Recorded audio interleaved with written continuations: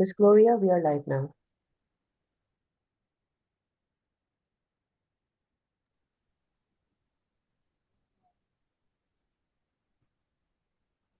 Thank you so much. Distinguished delegates, esteemed colleagues, and fellow advocates and peace builders for justice and equality. It's good morning from Zambia. Good afternoon from wherever you are. Good evening.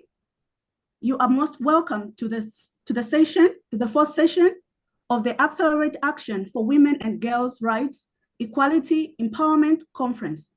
It is a pleasure to open this vital dialogue focused on global peace and security, strategies for justice and social harmony. This session stands at the intersection of peace building, gender equality, and social justice.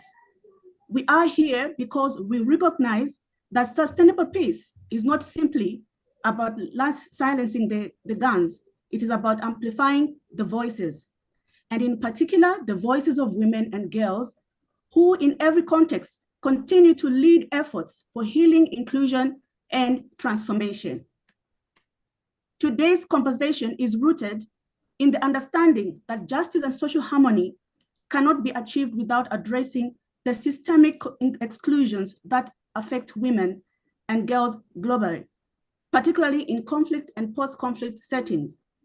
We are called not only to critique existing systems, but to reimagine them with peace and gender justice at the center. We are honored to be joined by a distinguished panel of thought leaders and practitioners whose work exemplifies this commitment. And I would like to take this opportunity to recognize the work that Women Ascension, a nonprofit organization that has provided a great platform such as this one to empower women, to showcase their practice, to showcase their skills, and also learn from other global experts in relation to how they can implement transformative initiatives in their local communities.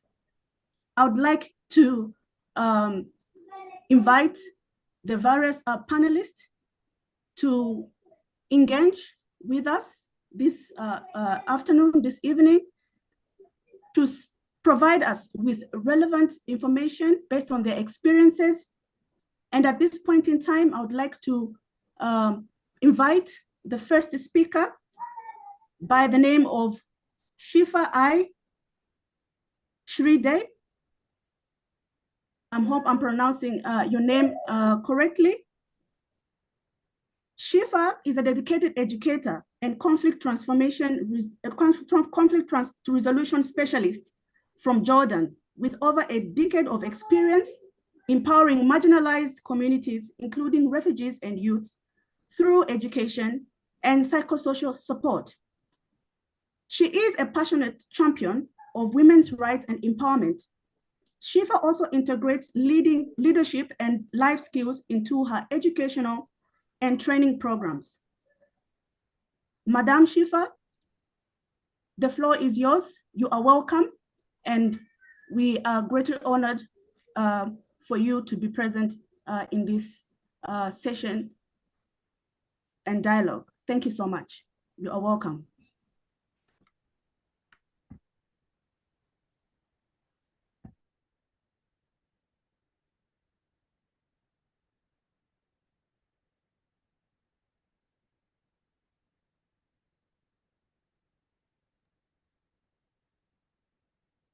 Miss Gloria, can we move with the next speaker because Ms. Shifa will be taking time?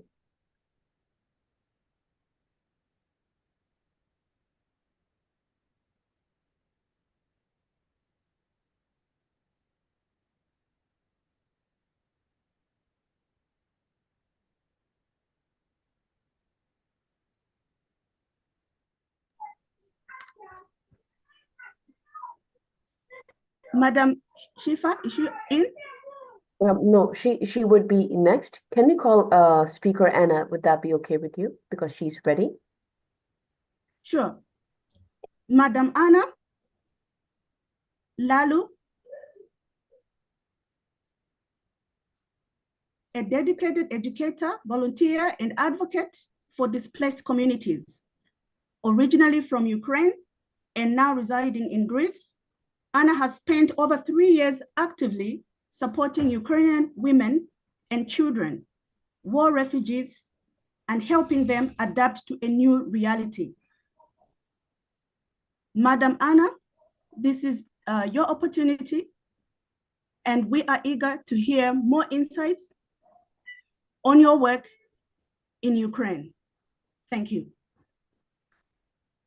Thank you very much for inviting me, and it's a great honor to be here on this event. And I'd like to share some slides, if it's possible.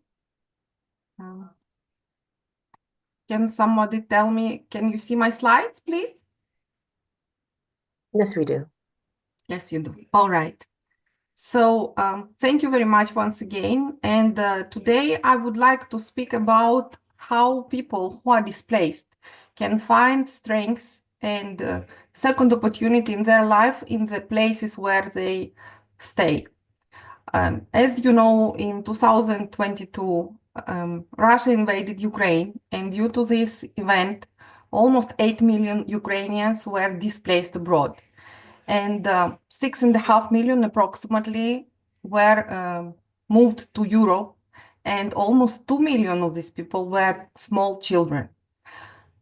I live in Greece for many years, and some people also came to Greece, and majority of them were just running away. And all these people were coming with no understanding, no money, nothing at all, just one bag and kids. Due to war, you could live only with children, no men. So it's only mothers and children. And these people were coming like huge waves, and nobody knew what need to be done, you know, how to get around. They don't speak Greek. And this big problem, I believe, is similar for everyone who goes abroad. So these people, when they came, it was something very new to all European society. We didn't get so many refugees ever. And this showed immediately all the problems which in this case will be raised in any society. So if we take a closer, look to the problems which they have, first of all, it's emotional trauma. These people were so afraid and so feared, and they couldn't get around, it was so difficult for them to stay, calm, to understand what's going on.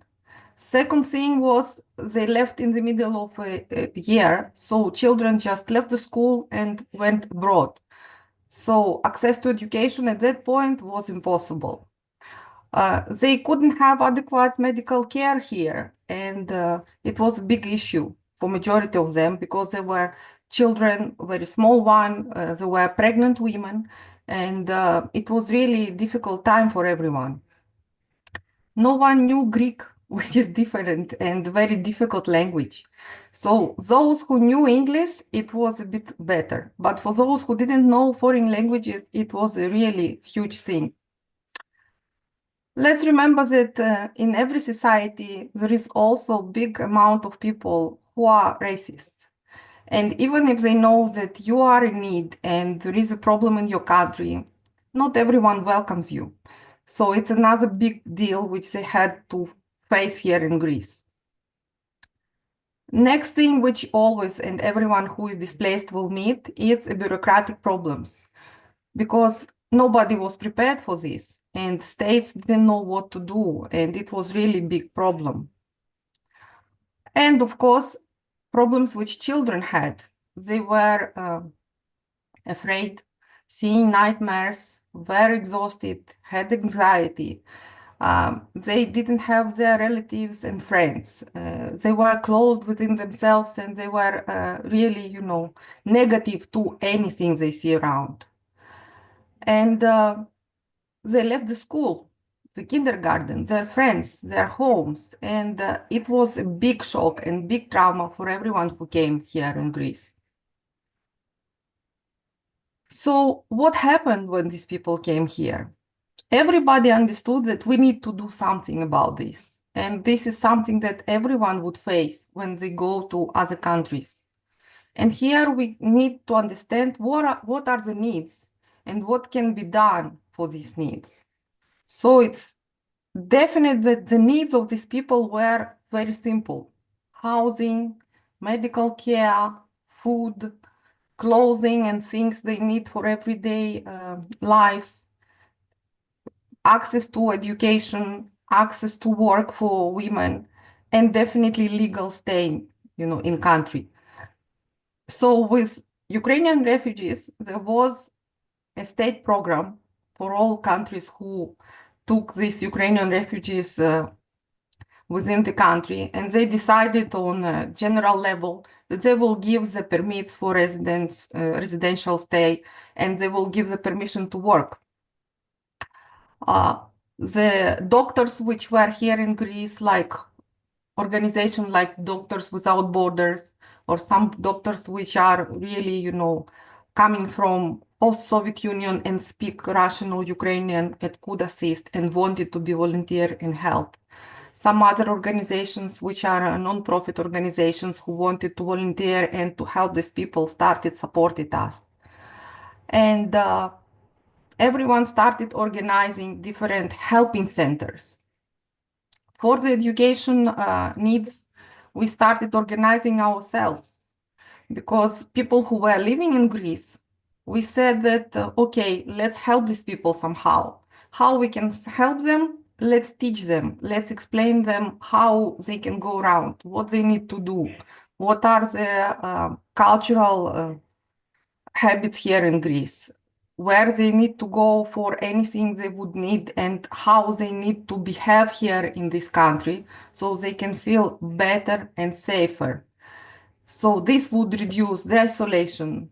This will help them to get, to the next step, to put their kids to kindergartens, to give their kids opportunity to go to Greek schools, to speak around, to go to supermarket to buy something, to apply to a bank to open the bank account. And all this needs time and effort. And people who were already in Greece and understood what needs to be done started organizing, around and see what we could do for these people.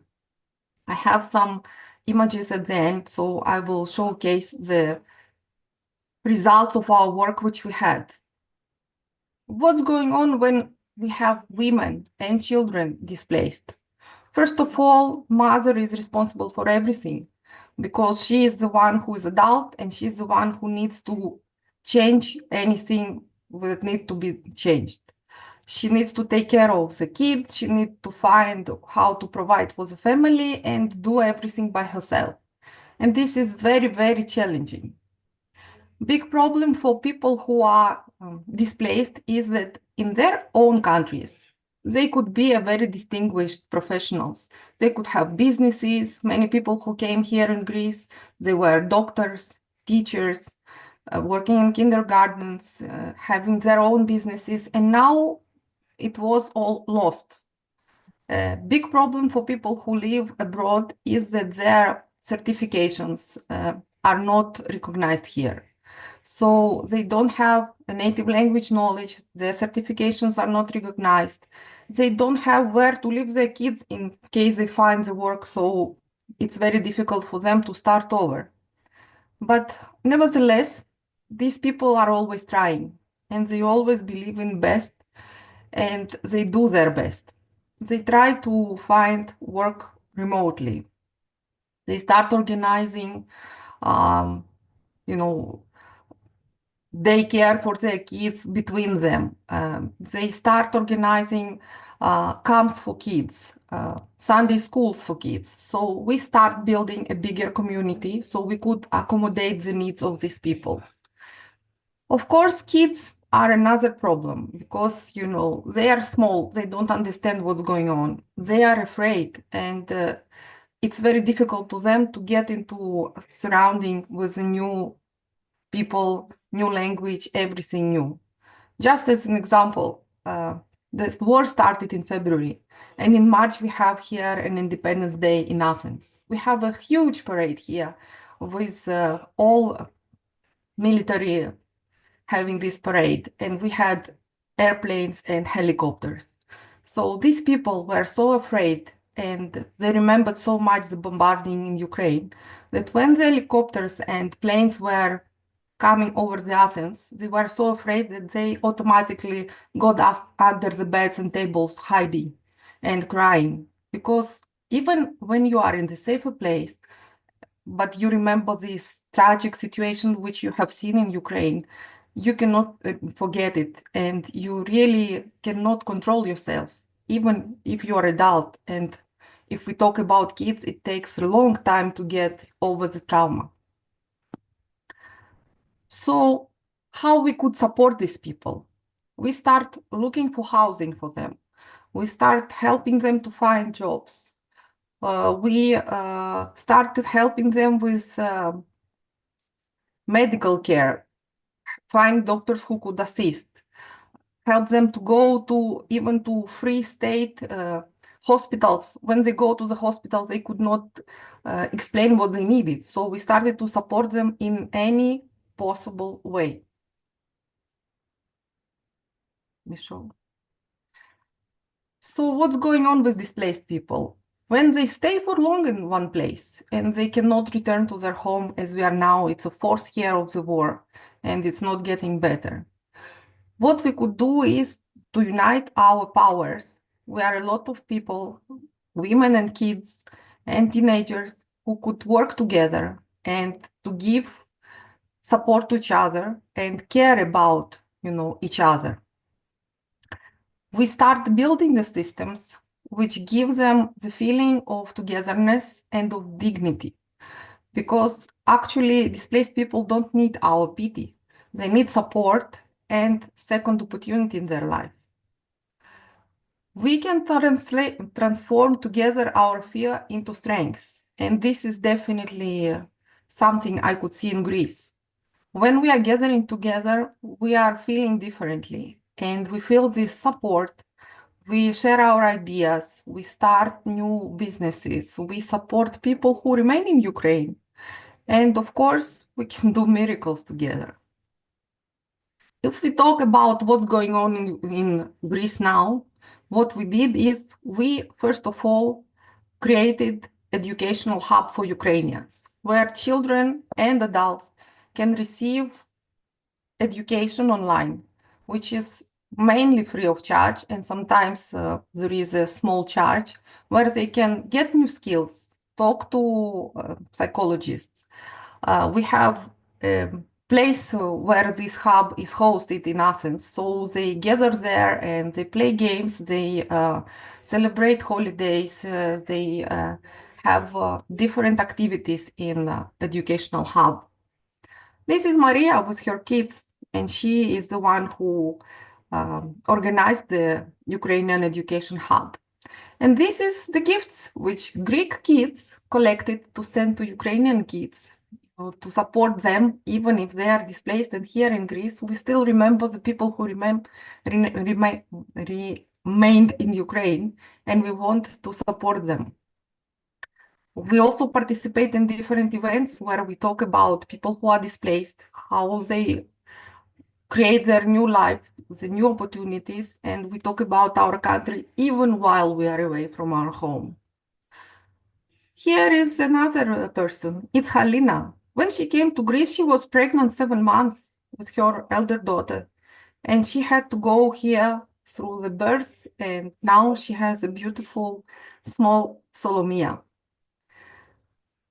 This is kids which are taking the activities on weekends.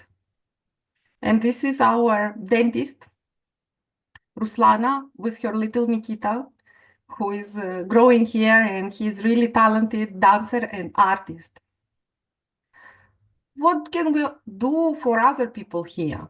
Here you can see a little picture with a Greek flag. It's a group which we created in Facebook from first days where people started coming to Greece. Me and some other activists, we created this group from zero, and now it's almost 3,000 people, where we teach Greek for free, and people can understand and teach when and learn where they can, so they can talk, find work, and go around. We keep our traditions. We go to church. We are Christians, so we celebrate holidays and go on weekends to church. We make different activities where Greeks can learn our culture and try our traditional food. Of course, we go, and talk about problems of refugees in Ukraine, and we never forget. We have Sunday schools here in these pictures. It's two different Sunday schools where kids can learn Ukrainian, and they can also, associate themselves with their country which they left. But also we help everyone through different activities to get children to schools. So everyone from these children who are in Greece now go to school. No one is left behind. And we believe that, yes, the state needs to support people. There should be some activities which should be done by embassies. We need to have clear understanding, clear information. It should be multilingual in language of people who come, in local language, and also in English, possibly even in more languages, so people can understand, should easily find information. Everyone should have access to work, to medical care, and to kids care, schools, kindergartens.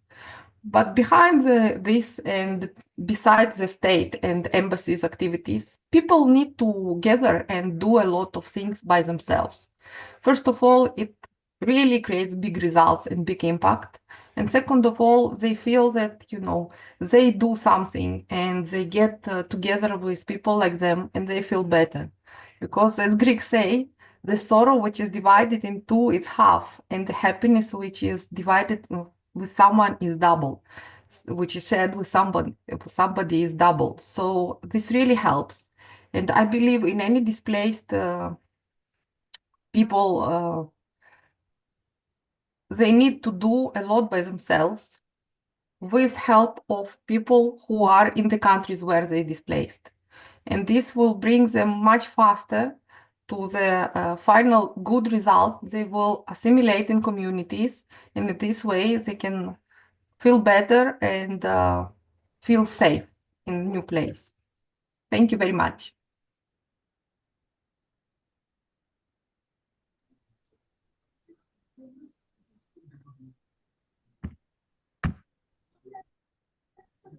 Thank you so much for the insights, Anna.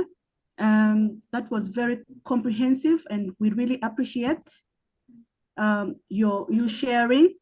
I've taken note the point which you have stressed, that peace and security begins in how we care for one another, and we are able to see how collective action is key actually to ensuring peace and building rather peaceful societies. And one notable thing is that we are able to see how people affected with conflict have the agency to respond to their challenges effectively. So empowering their capacity is key. And as we delve into another speaker, there are quite a number of people that have joined. And for those that have joined, please in the chat and also share your takeaways in the chat. Questions as well can be shared. Thank you once again, Anna. Thank you.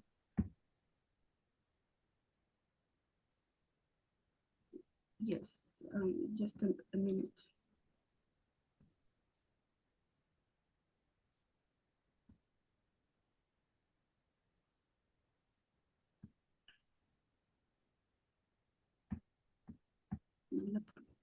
Response.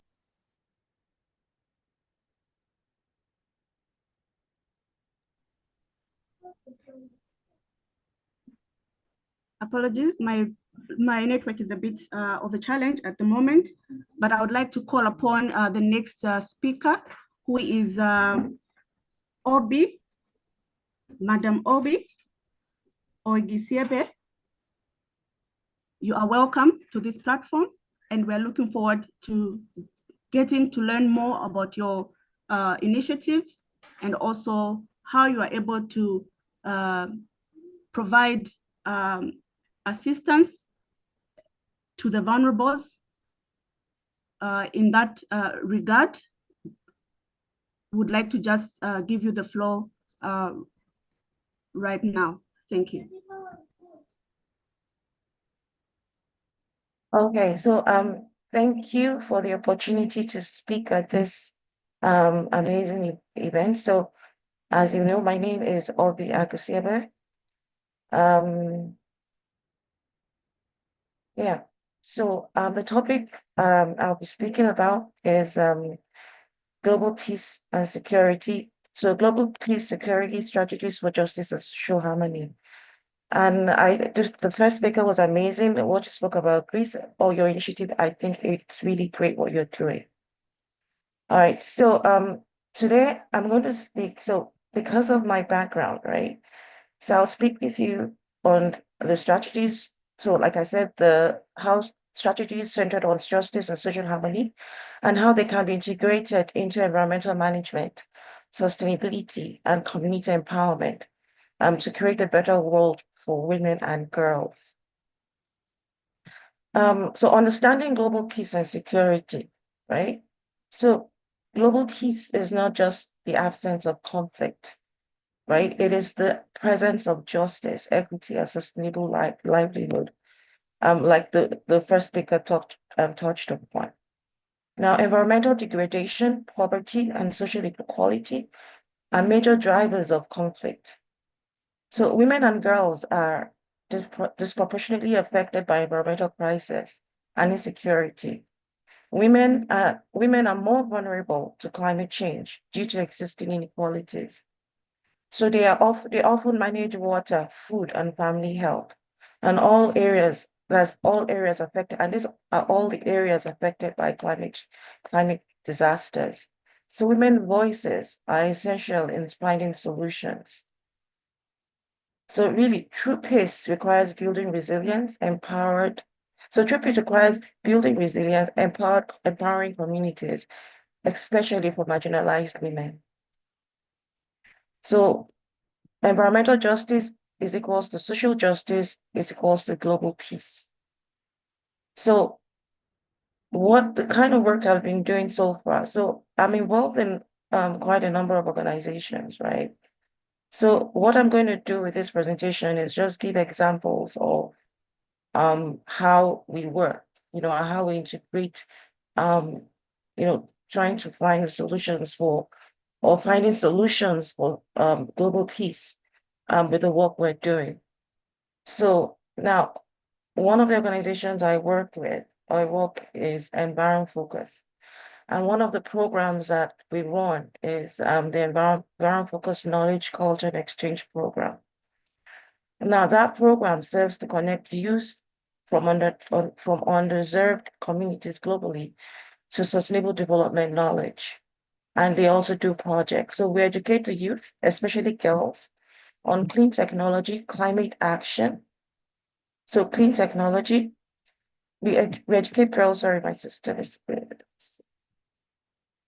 So we educate girls on clean technology, climate action, and this follows through with projects that they do. So it's not just about talking, it's actually showing them how to, because the whole idea is we can do so much, but if we're able to teach our youth how to act, how to find solutions on their own, it's amazing what they can do. So it's not just going to be one organization, it's multitude of people doing different things. So for us, or for me, it's all about partnership, getting the right partners, working with the right people, working with the right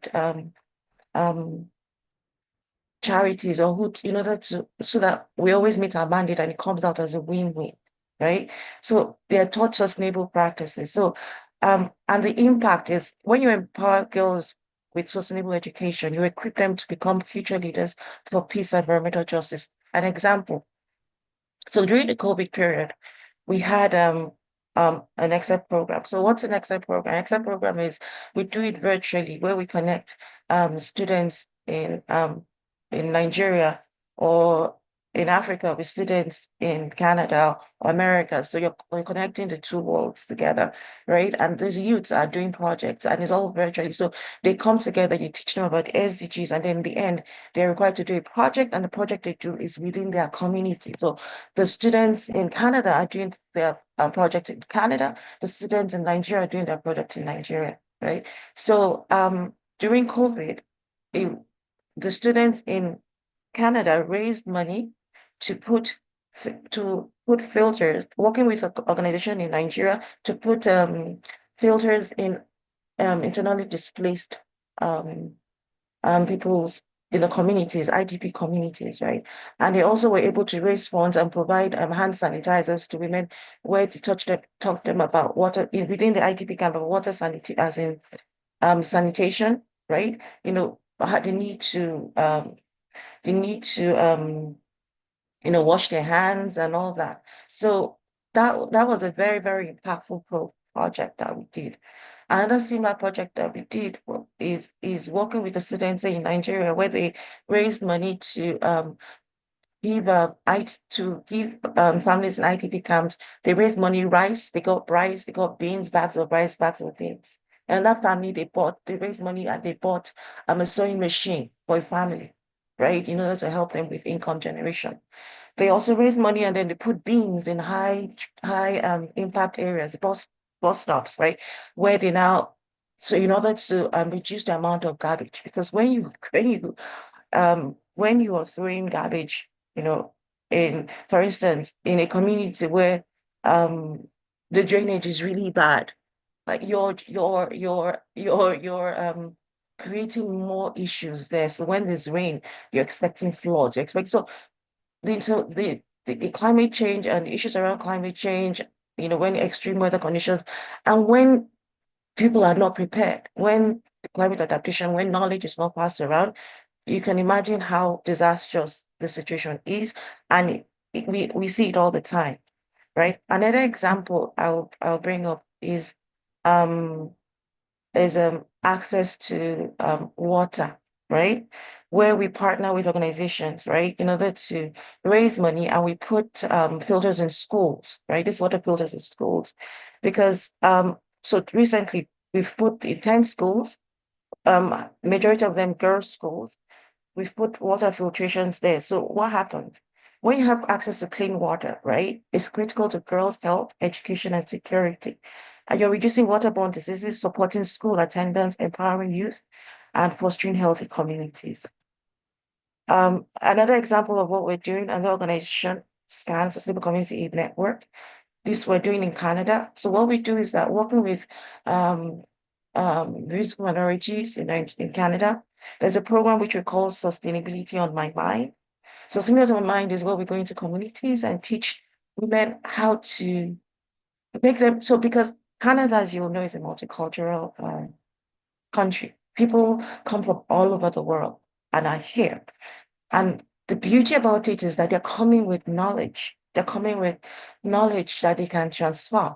So the Sustainability on My Mind, what it does is that we bring women together. So some come from Turkey, some Nigeria, some Poland, wherever it is, some India, some Sri Lanka. So they come and they have knowledge from back home how to make soap, natural remedies. So they come and we train them to be instructors where they teach their peers on how to make this. And we have workshops and then we have recipe books that they learn from.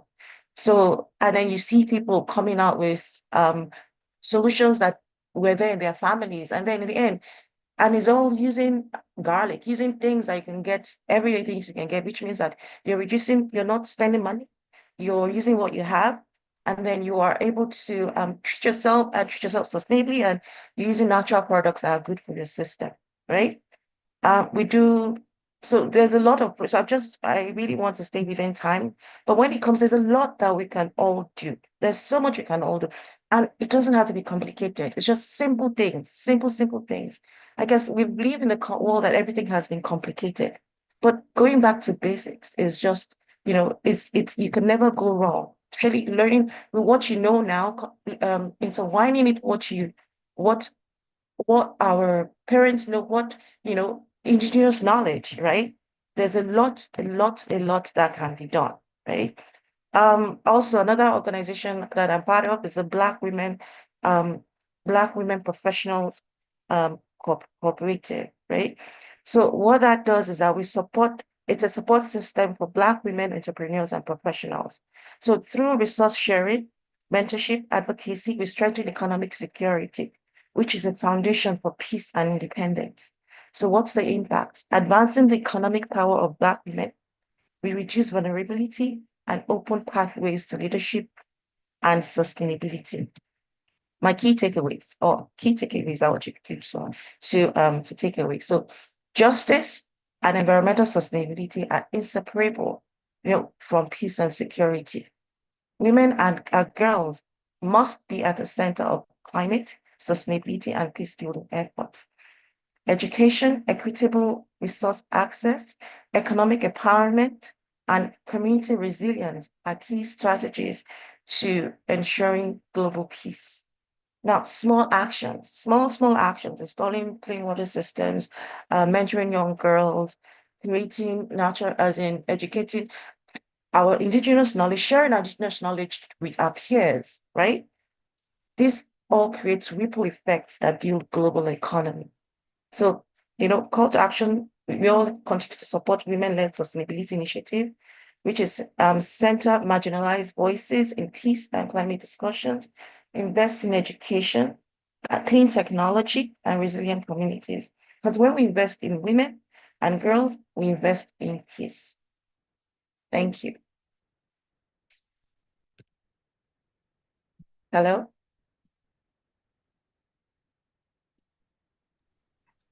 Thank you so much. Thank you so much for your presentation. You highlighted collaboration and joint programming as well as implementation among the stakeholders. I think that is key for ensuring that we have meaningful impact in our communities. And of course, justice and environment have go hand in hand. Interestingly, of course, climate action, or rather climate change in itself, is an interconnected peace and security challenge. And these are the initiatives that can be evidence-based or evidence for peace building initiatives that can be shared as best practice in other communities. Thank you so much for your presentation once again. At this point in time,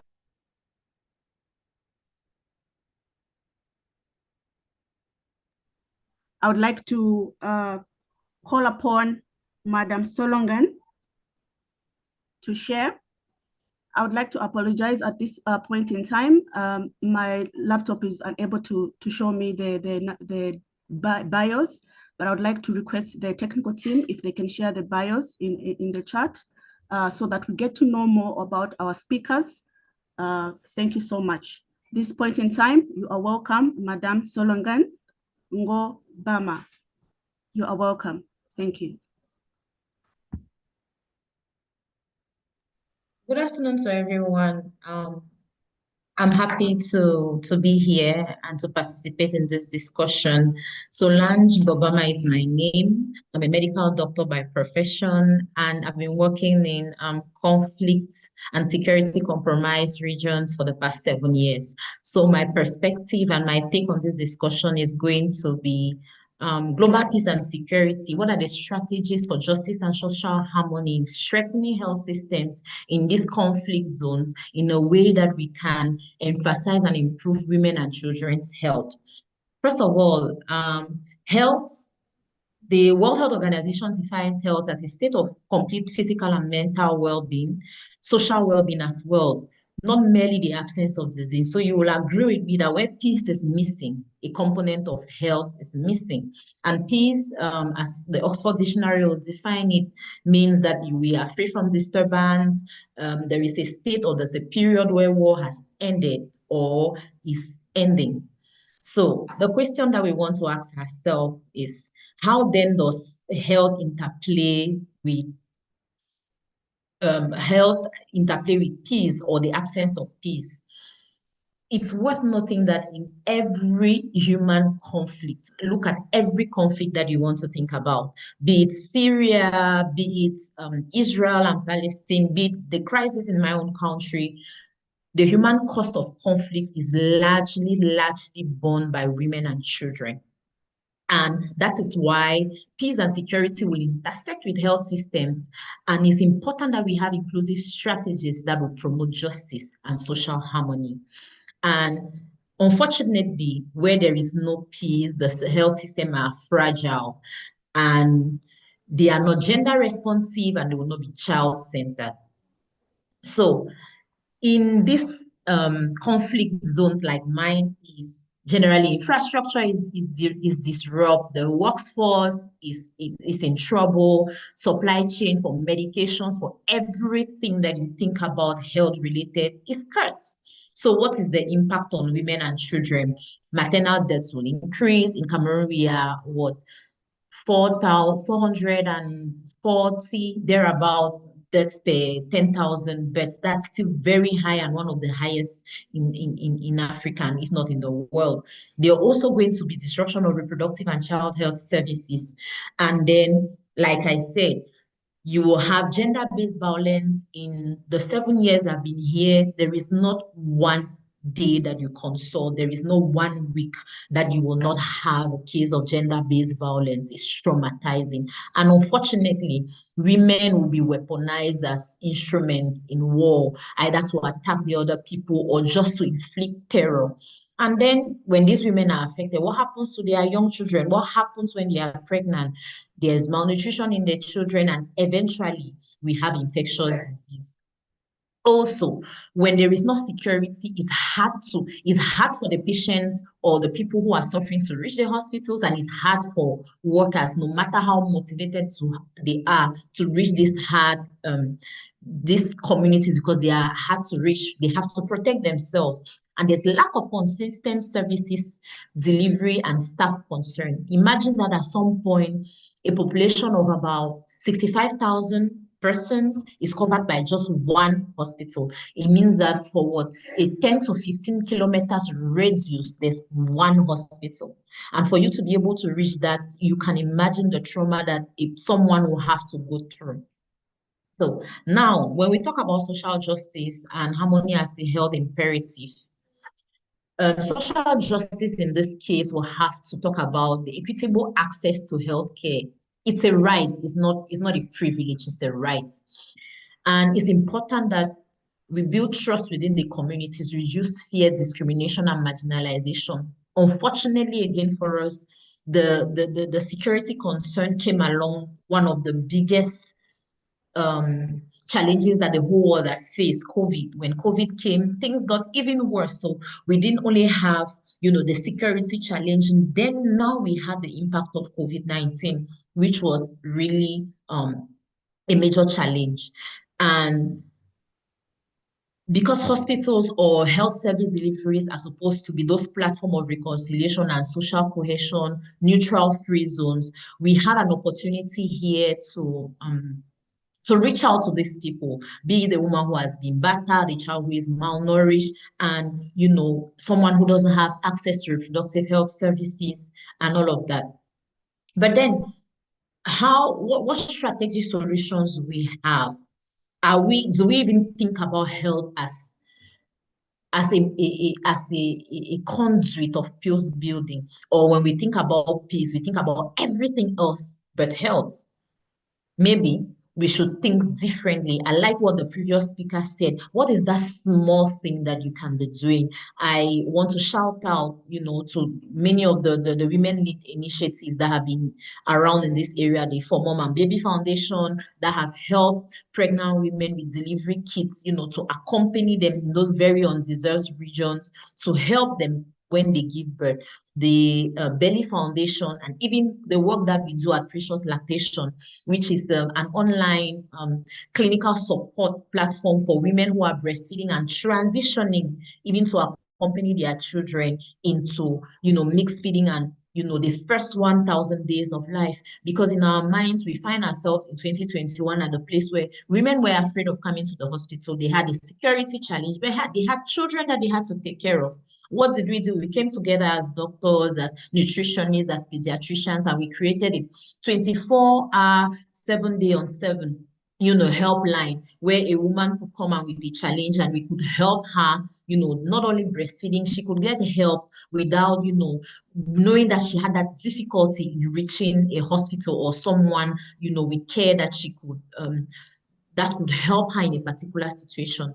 And that created a community of women, trust me, that have been able to help themselves over time. That is what should happen when we are struck with a challenge. We need to think out of the box and remember that that very little thing that you do today has a very big impact. Now, going back to inclusivity of policy and leadership, unfortunately, again for us, women found themselves that 70% of the work population or the health workforce globally, not just in Cameroon, globally is women.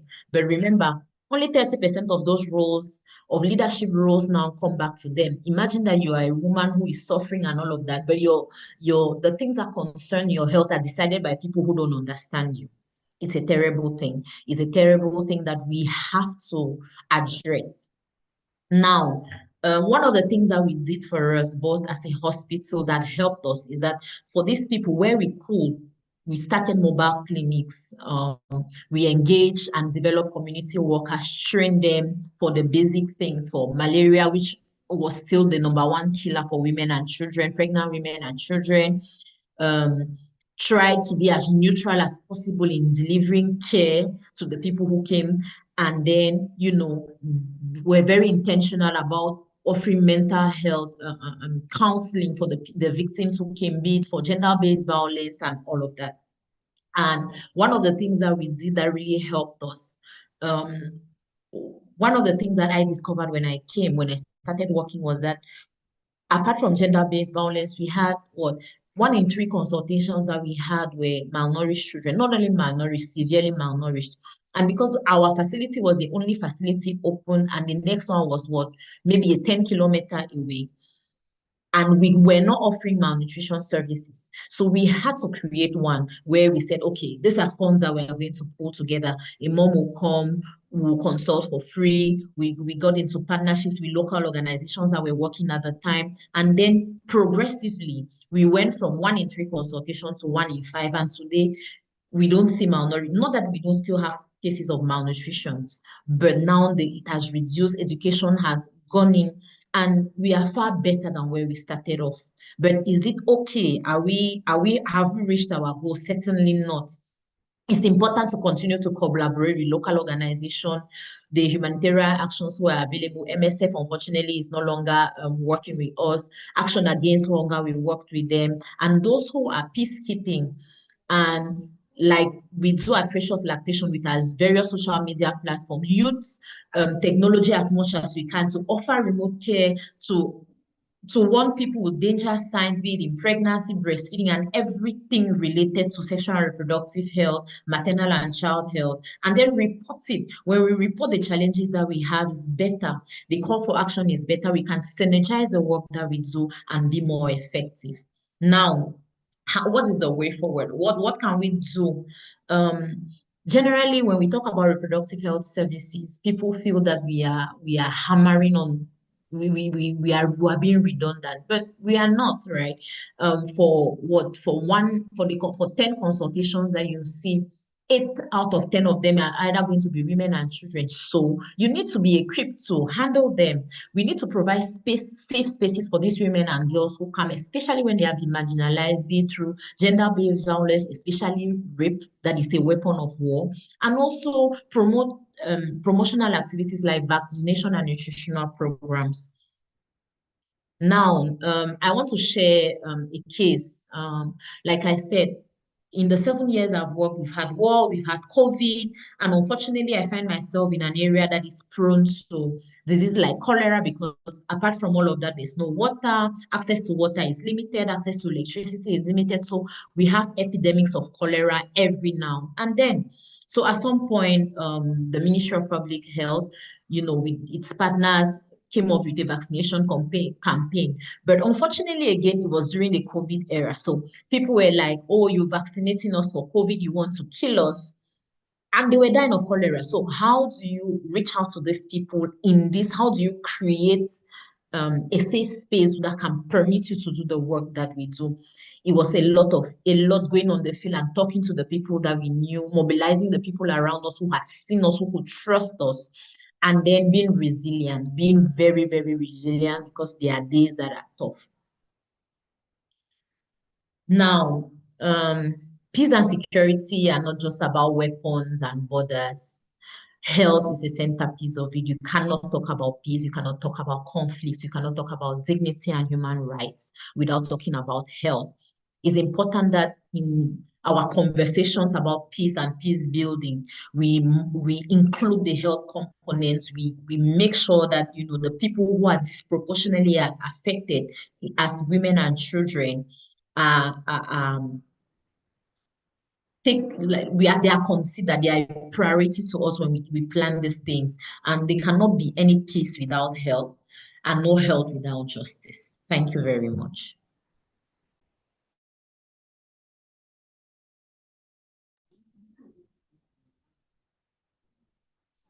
Thank you so much, Solange, for your contribution. You have shared vital information regarding how we can recognize the importance of improving health among the vulnerables, not only women and children, but of course, looking at how people living with disability also are negatively impacted when health is negated from them. And one other thing to note is how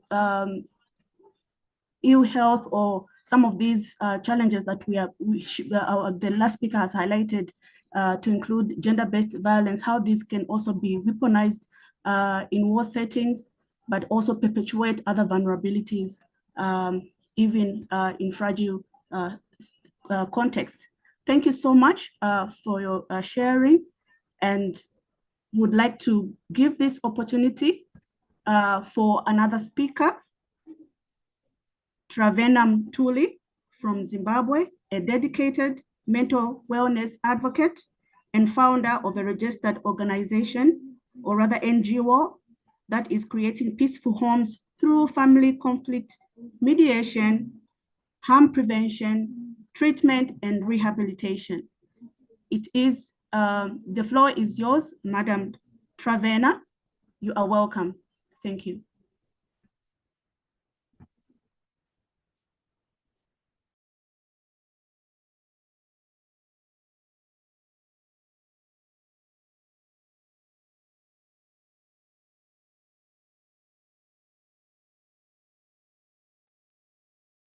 Miss Gloria, can we call Ma'am Onki? Because I don't see she would be able to make it.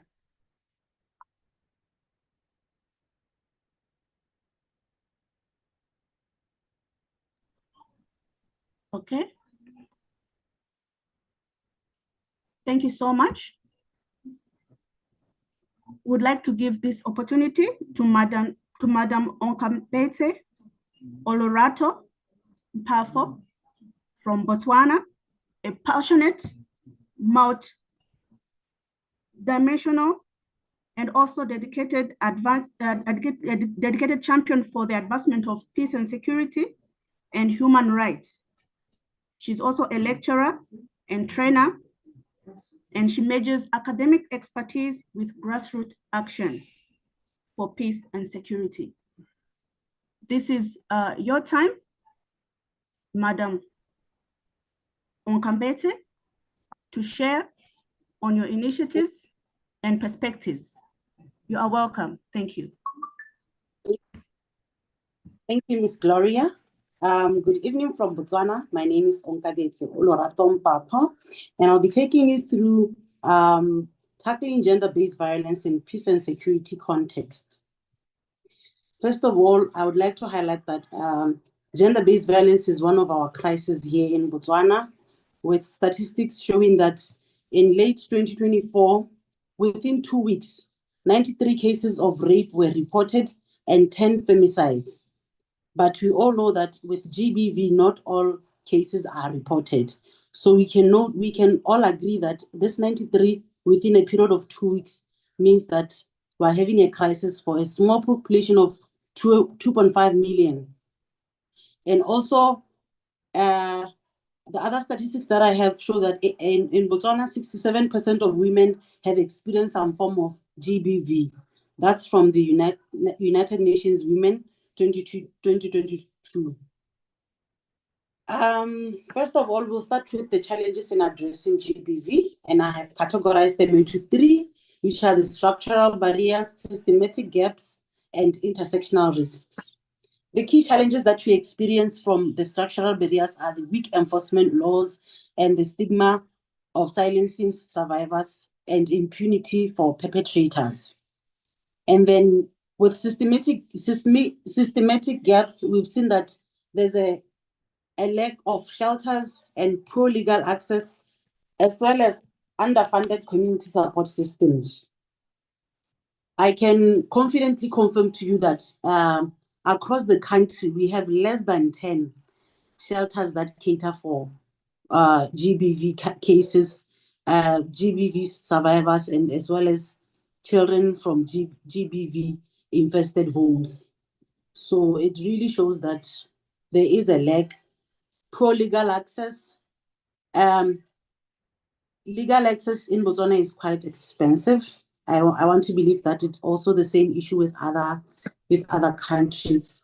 So we find that some people, of course, there's free legal access by the government through the Department of Public Prosecutions, and you'd find that they also have a backlog, and sometimes some people may not be happy with the outcomes of representation from the DPP. Moving forward, we have the intersectional risks, which are the refugees, the LGBTQ+, the women with disabilities facing increased vulnerability. I think with this one, my colleague, Dr. Solange, has touched on, especially with the refugee and women facing increased vulnerability during wars. So I will not dwell much on it. And then moving forward, we have the effectiveness of the current strategies. And the first strategy that we have is the legal reform. And with the legal reform, we're largely reliant on the penal code, which has a section that provides for GBV. And we also have the Child Protection Act or Children's Act, which largely guards on children and minors.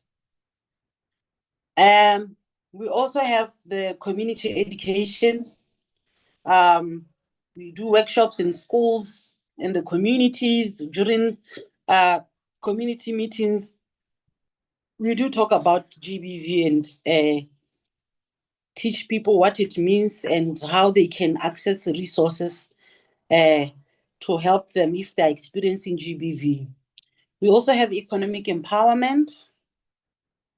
With economic empowerment, there are just some strategies that the government has put in place in the form of social safety nets but they're not so sustainable. So it doesn't really challenge gender power dynamics. We also have the technology innovations, the panic buttons and the GBV apps, toll-free numbers, which we find that for people in the rural and low-income groups that are disadvantaged by the provisions of the panic buttons, the apps, and the toll-free numbers, because sometimes you can be attacked or you can be experiencing GBV, but you do not have access to a cell phone, because that's the reality of some of the people in my country. Also, of recent, we've been experiencing power outages. So with that, it would mean that if your phone is off, but you need to report and there's no electricity because of the national shutdowns, power outages, then it puts someone on a disadvantaged because of that. So my recommendations are that with policy integration, we should include GBV prevention. We don't have a policy, a single policy that really focuses on GBV. So I believe that if we can also come up with a policy that guides on the justice part and also the education and handling of GBV, then we are headed in the right direction for peace and security. Justice access. We need to train community-based tribunals and deploy mobile legal clinics. We do have mobile legal clinics, but in most cases they're used for stock thefts. So I think we should also shift our focus to making sure that they touch on the GBV aspect and they upscale and accelerate the cases of GBV in the communities. Moving forward, I would like us to talk about peace and security linkages as to why peace programs must include GBV prevention. Because when listening to the previous speakers, I think we all agree that GBV is used as a weapon in conflict, and peace without safety for women is incomplete. So that's the reason why we should have why peace programs should include GBV prevention. The women's role in peace building, inclusive negotiation lead to more sustainable peace. And countries with a high female participation in peace processes see 35% more durable agreements. Lastly, my call to action is that we should invest in more local women-led responses. We should break the silence and support survivors' voices in justice and policy making. We should also strive to reframe masculinity, shift power dynamics. And lastly, let peace mean safety for every woman and girl. That's the end of my presentation. Thank you very much.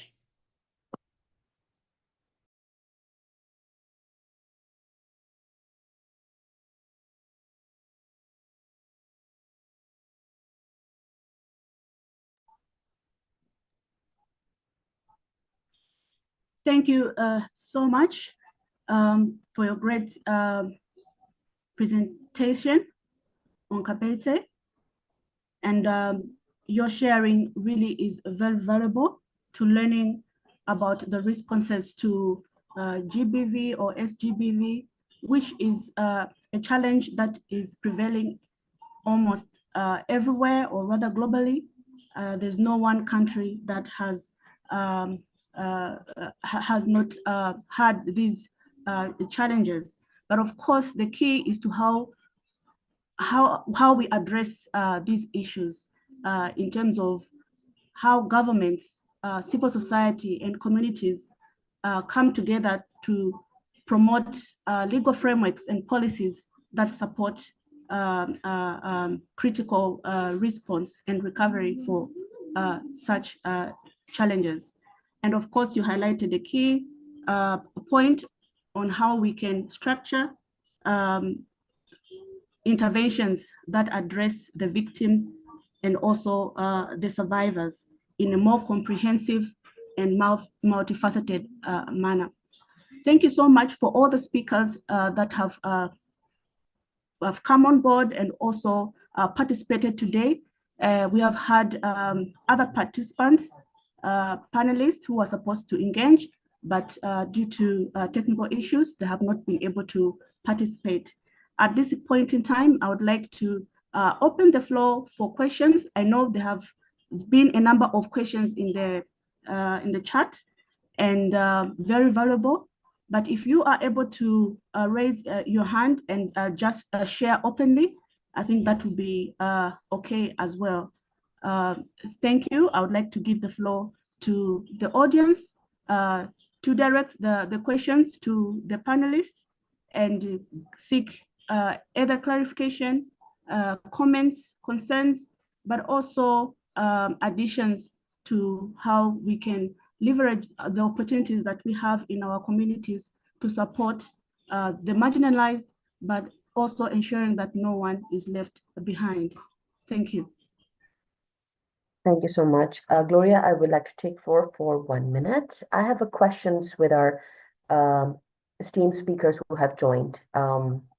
Since we run many programs related to peace, and last time as well, we had a fellowship program. It was our batch number 6.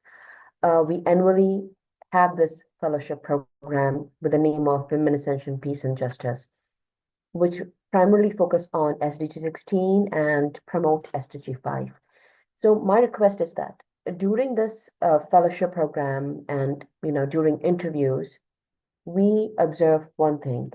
That is either they have the frustration or they want to find out how a common person can make their words highlighted in front of the people who are in charge of that policy, of that responsibility.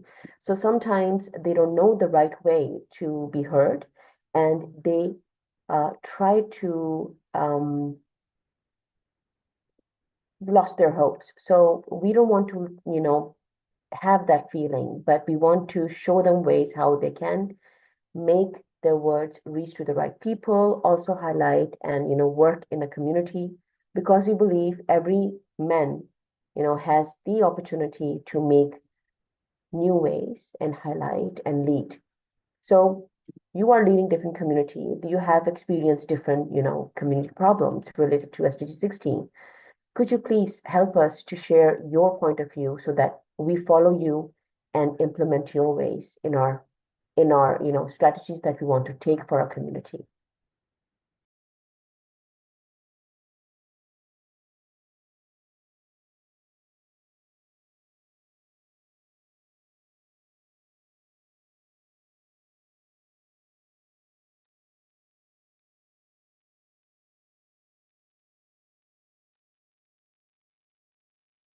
Hi, Mahe.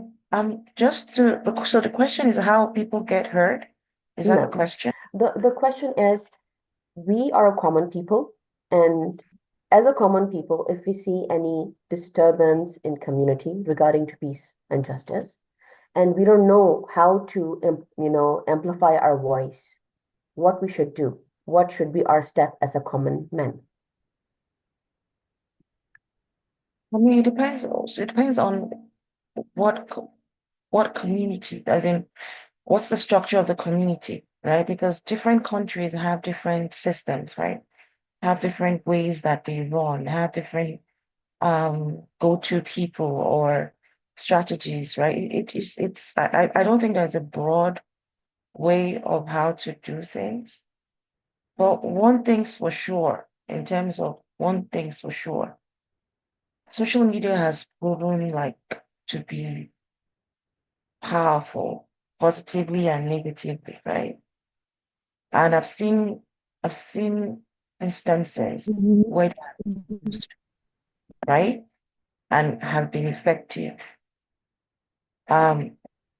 So I guess especially for young people, right, social media is very effective.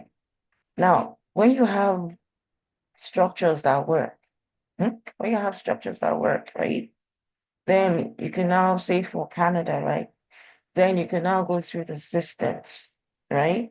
Social media is always a go-to, but then you can also go to, like your MP, as in the systems that are in place for your voices to be heard.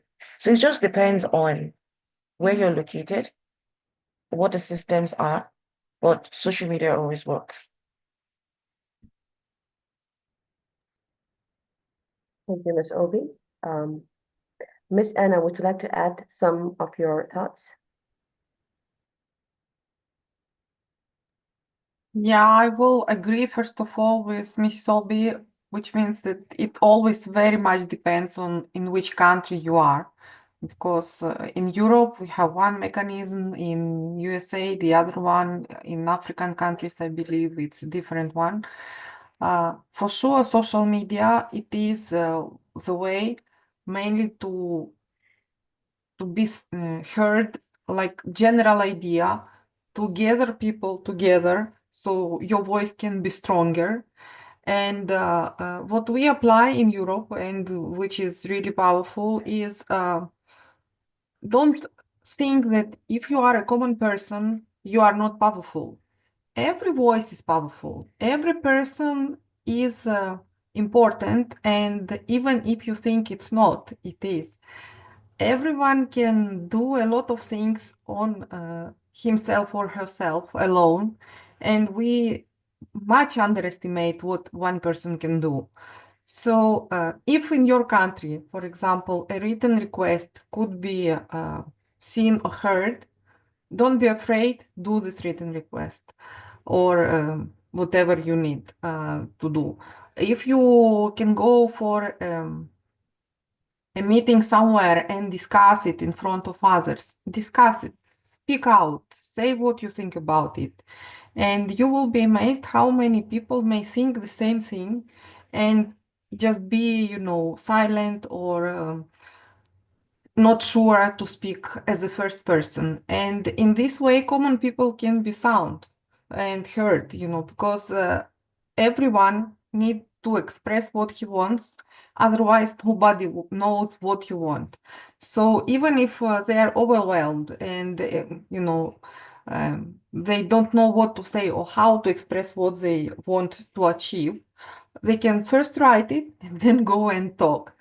We have this right to talk and to write, and you can use it in any place, in any possible accessible way, and it will definitely work. You just need to see what is more working in your country. This is what we did with Ukrainians. When they come here, we didn't know where to gather them. So we said, what is the place where we can find majority of them? It's Facebook. So we created Facebooks groups and started to gather them there. When they, settled here, we said, what is the next social media platform they use? For example, they use Instagram. We went to Instagram, started posting there. What do they see on a daily basis? They see YouTube Shorts. We started posting, educating information on YouTube Shorts. Where they go next, it's Telegram, which is quite popular here. We started group in Telegram, and educational hub is on Facebook and on Telegram. So use what you can and what is accessible. It just, first step to start and see what is working and just go on step by step like this. I hope this helps. Thank you, Anna. There's one more question from our audience is how we can maintain political stability to reach global peace. Political affairs in different geographies are different. So how culture and politics can integrate?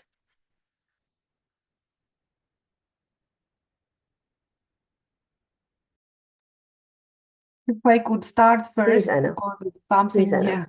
which we live here in Ukraine now for the last 4 years. It's very difficult to maintain peace and politics because the wars don't start like, overnight. Somebody started with some specific reasons in mind. So it's difficult to stop or to prevent.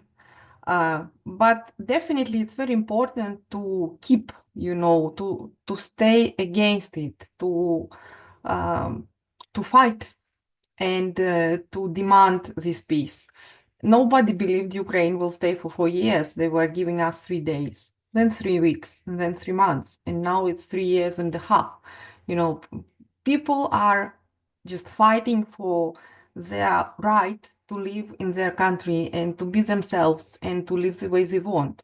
And nobody will do it for us except by us, by ourselves. So this is what Ukrainians can give as an example to all the world is just you remember who you are and you fight for it until you win. Even if nobody will help us and support us, we will still continue, until the last breath, because this is the way you remain as a country, as a nation, and you try the best to find some conditions where you can agree to the peace and to keep it, but keep the peace which will last for long. If it's something that it's just temporary, it makes no sense. They come again and it starts over. So every nation has the right to live on their land and to be themselves with their culture. So people need to think about peace, get strong and be ready for any conditions, and just, try to keep the peace until you can keep it. When you can't keep it, you fight for it. This is what we can say, and we believe in it, until our last breath. And we continue supporting our country and our people. We don't want war, definitely. We were a proud nation with almost 48 million citizens, and we were living peacefully and nicely until the war started. But it doesn't mean that we surrender. We just, keep on, and we support in any way we can people and kids which are abroad, people and kids' mothers and men who are in country and fighting. And this is the way, you sustain the peace at the end, because we will win. We believe it from the first moment that we will win. And nobody believed us, but we did. So you just stay for the right and stay for the truth. And at some point, you will definitely win. Thank you. Thank you, Anna. I would request Miss Obie and Miss Onki to also share their point of view, if that would be all right with them. Yeah. Okay. Okay. So go ahead. Okay. For me in Botswana, we usually use like with culture, we have like leaders that mediate for conflicts when they start.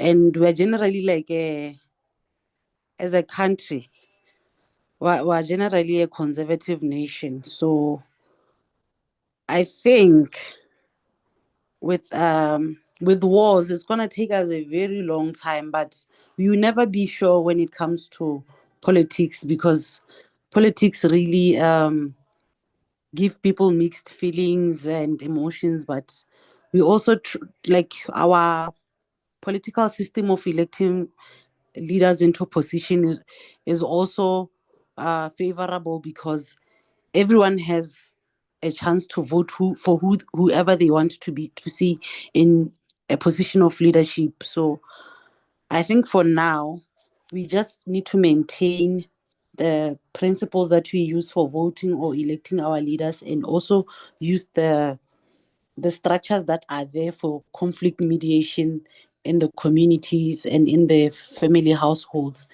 I think that is what is keeping us sort of away from conflict as a country. So I think for us, that is what is going to help us in the long run. If we can maintain the same processes, then I think we shouldn't be having any wars that will erupt. Thank you. Thank you, Onki. Obie, would you like to take the floor? Yeah. Okay. So thinking about culture and politics, culture, way of life, politics, power, right? But everything is the people. It's still all about the people, right? So, and when you go into culture, all our cultures have unity intertwined in them. When you really go down into the very essence of our cultures, different, how people come together. For instance, a general one, everybody knows, it's common. I won't use the one from Nigeria. I'll use everybody, I hear everybody throwing Ubuntu, Ubuntu, Ubuntu, right? Shared humanity. So I think throwing those things out there, like letting people feel that, like going back to culture, like Ubuntu, it's a shared, it's not about one person, it's not about one one group, one political party, or it's about the people. Like when there's high tension, like getting back to people's core heartstrings, pulling people's heartstrings, like this is not the way, this is not the, that Ubuntu, that, go working together, a bit, things like that are in each of our culture, like putting it front and center, right? And of course, it's one person, it's a community, it's a group of people. It's just like how you have political matches, right? Where you have slogans attached to it, cultural nuances that pull strings, I think we should use those things more effectively, right? In trying to get people to feel. Because when people stop feeling, that's when they go haywire, right? That's when they go crazy and just focus on power and not the people, the children, the environment, the land, connecting it back to the essence of India, pulling people back. Everybody has children, everybody has family, everybody has roots, pulling them back. When we're one country, one earth, one people, and we all die. I don't know. Mighty. Thank you, Obie. So since we are talking about this war zone and conflict zones, and this year we're observing that um, from past 2 years, the global aggression is different. The scenario for a common people and governmental grounds of interest is quite different. So I observed many questions in the chat box and YouTube Live. They're asking about war, right, and how to protect them. So one of the question is written over here is that how to stop violence happening in Palestine, which affects the women, even social medias stop them from conveying their message to the world. That's one question. And looking at this perspective, I have question number two, which is in relation to when it's come to control. It says, how can international communities collaboratively address the intersection of climate change, resources scarcity, conflict to develop sustainable solution for peace, justice, and human securities? So eventually we want to know how we can help, how we can be part of the world that we want to live in. So speakers, over to you.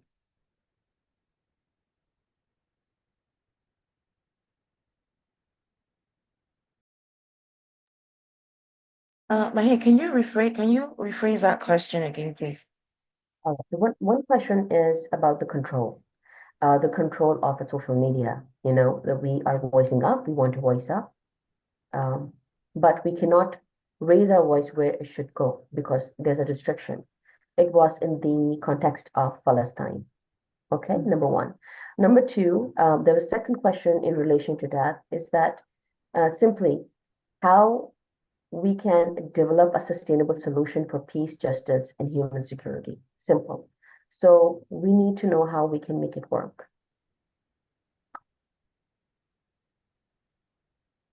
I think developing any sustainable solution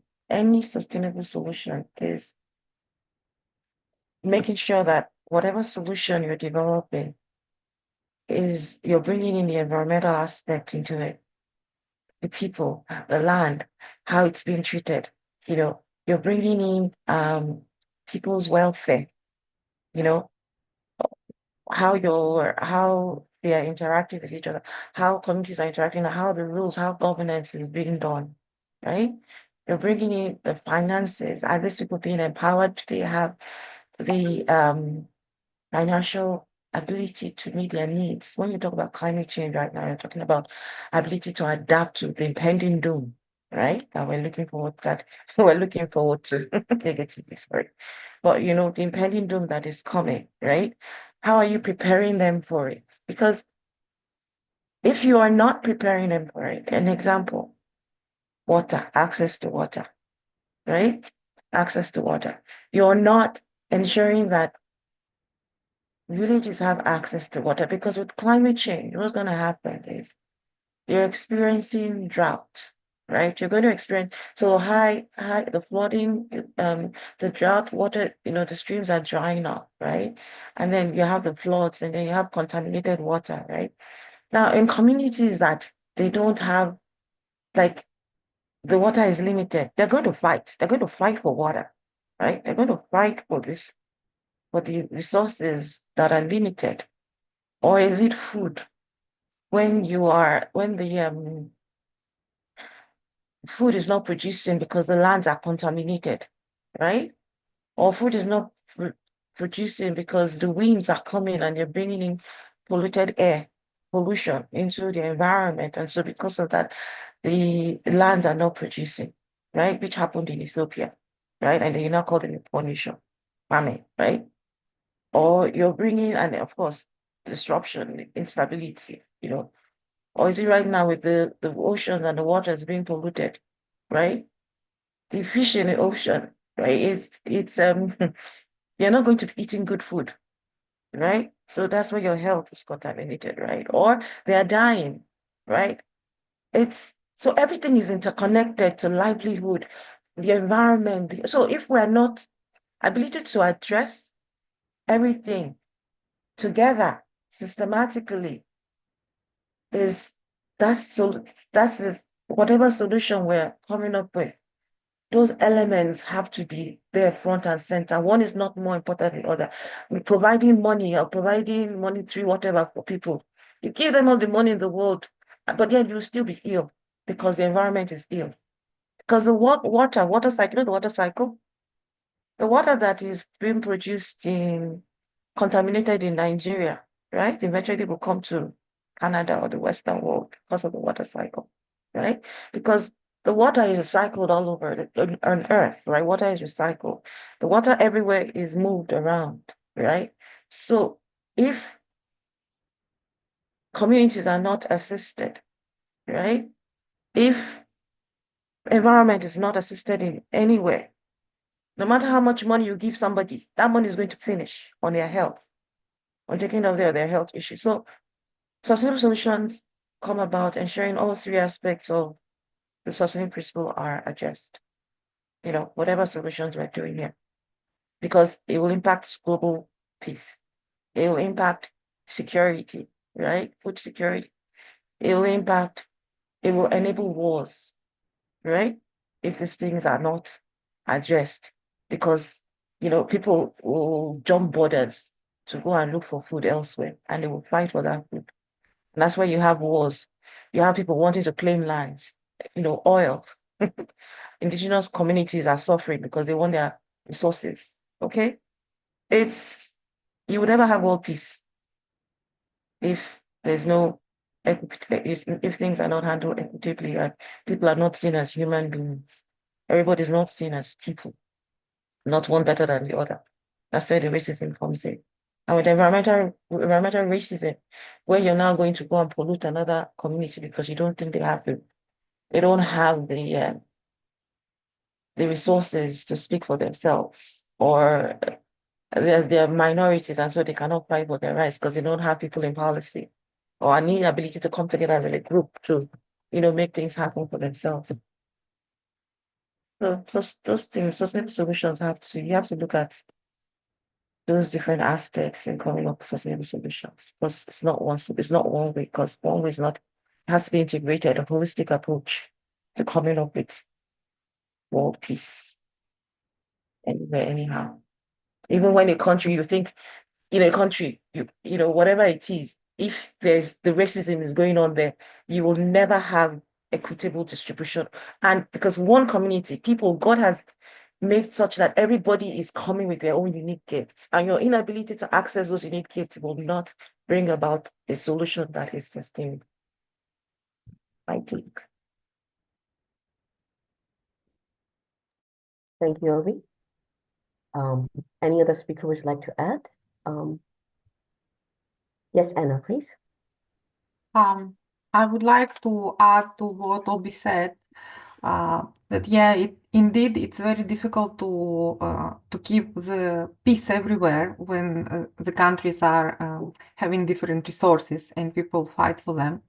But I believe the solution, let's say, to bring us one step closer to the solution is education. Majority of people, in different countries have different access to education. And even if they have access to education, it's again different levels of education. So if people will start looking into education about behavior, culture of other countries and other people, history, understanding of climate changes, importance of recycling, and things which we talk about on a daily basis, and many people don't really do anything about it. And when we will raise our understanding through education that all these aspects are important, so we could possibly be more gentle with the environment. We would possibly be more appreciating what we have and respecting more other people, other countries, other cultures, and having this level of better understanding and higher education on everyday level things, we would definitely then make better choices for people who will govern us, for presidents, for leaders which are in our countries, which would hopefully make better decisions and keep, better peace around the world, and it will be more equal, for everyone. So I believe education is really important thing because it's very easy to create a hate in a community which is undereducated. You bring some, bad ideas and you demonstrate them again and again and again, and people start believing in it. And then it's very difficult to tell them that, what the government says is not true. And there is the point where the hate starts and that brings the war, next step. So education is a big, big, big issue, and we need to involve as many organizations as possible, as many governments as possible to bring, different aspects of education to as high level as possible in every country worldwide. And another organizations like United Nations, which was created, to keep the peace worldwide. And unfortunately, I don't see they are, making their work properly now. Organizations like this should be also created and really working and trying to keep the worldwide peace, which would help different countries in African continent, in Gaza, in Ukraine, in some other places worldwide, and to prevent the threats which we see now with Greenland, with Canada, with Mexico, with other big countries, which a couple of years ago you would not even imagine that such things could be possible. And now we see a person who got a huge power, which was really elected with a lot of people votes, which means that these people were undereducated and they were not understanding where all this will lead. So education is crucial. And I believe we need to do as much as possible to level up the education worldwide. This is my impact. This is great, Anna. And I would like to add one more point to the audience who are listening to us in YouTube and they are here with us. Please understand one thing. We observe, genuinely we observe that people around us, especially if you're living in different nation, we believe that the elected government has the all power. But the problem is that power is in your hand. You have to be educated enough to know what is your need where your community is going, what the future you want, and understand that the government, the policymakers are actually there to serve you. You have the power to make them work for you. So we believe that they have the power is actually other way around. That's point number one. And since we are being ignorant for so many years, so many years, majority of us, they have taken the power to the next level. They actually are controlling us, so you cannot deny it. But we can take one step at a time. The way they ignore us, they keep us aside if we are not listening to them, but they have to listen to us. We have to take that step. We should tell them you're not doing right. We should take one step aside. This is very important. Know your strength. Do not do which is wrong, morally wrong, ethically wrong. Eventually, you will make the way. It will be very difficult since it's been years and years and years of ignorance, okay? But eventually, we will get there. It will start with you. You will seed it, and it will grow into the beautiful, beautiful, blooming community in future. But we have to start it. But it depends on us. Believe me, it depends on us. So stop relying on the next person. Start within you. When you know exactly the world inside you, you will understand the world outside you. And then you can truly align with, what we want, and we can reshape the society. So it's everywhere. Community, diversity, inclusion, it's beautiful, okay? But if we do not accept the moral ground and ethical ground, we do not respect each other's differences, we have to face consequences, and we are facing it. So this is one thing we must understand. And that's why you can see global conflict everywhere and unjust people using one to another for their common interest. It has nothing to do with us. It's their game. We need to genuinely understand this thing. Okay. We are moving towards next question. The question is, if I'm not wrong, it's from Asma. What role can diplomacy, dialogue, and negotiation play in promoting peace? Can you think of any successful example of conflict resolution that could be applied globally?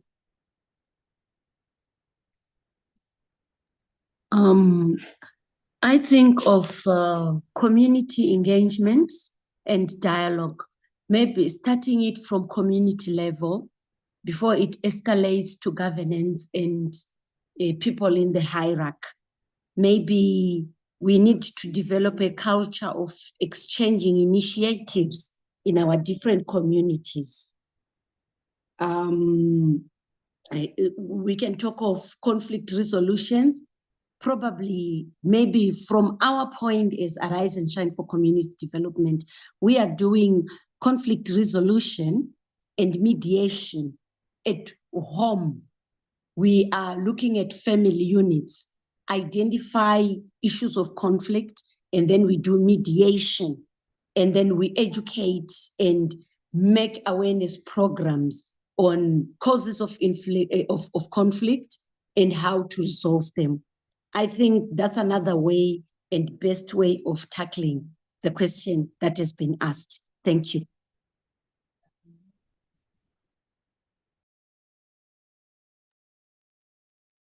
Thank you. Can we have any other words? If there's none, we can move to the next question, please.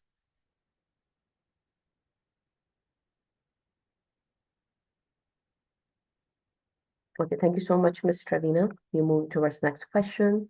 Our next question is, what are the long-term security implications of displacement on women's due to conflict zone access to essential services, economic opportunities, and social connectivity? This question is from Ms. Ongla, and I'm writing in the chat box so that we are not missing any words what she's asking.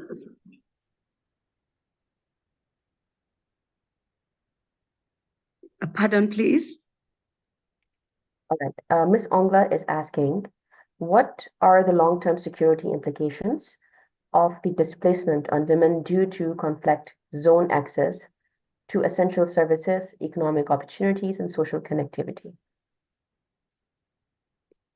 Yeah, some of the long-term effects of such are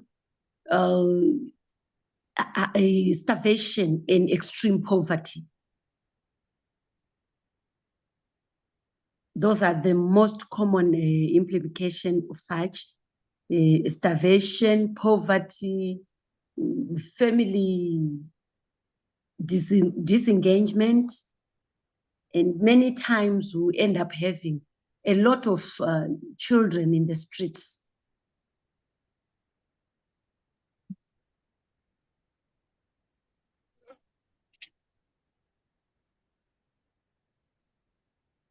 Even malnutrition is another aspect. There's a speaker who was talking about malnutrition.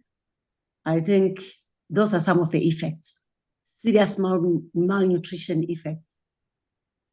If we take, for example, the case of Somalia, there was so much of malnutrition during such times. Thank you. Thank you, Mr. Newman. Anybody else would like to add? I'll just add, so women are at the center. Women are, yes, in most cultures, they're not, you would say they're the head of the family, but they're the ones that make things happen in families, right? They're the ones that source for food, they're the ones, in terms of in countries where there's no access, right? They get the food, the water. They're the ones that build communities, even in churches. Yes, the men may be the one,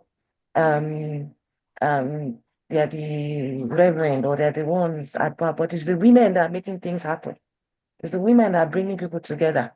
It's the women that are raising the money. It's the women that are doing everything, right? Doing most of the work, but they're not the ones they're not the ones being put in front, right? So now if these women, are further, are not, if they're not if they're not empowered, right? Exactly what the last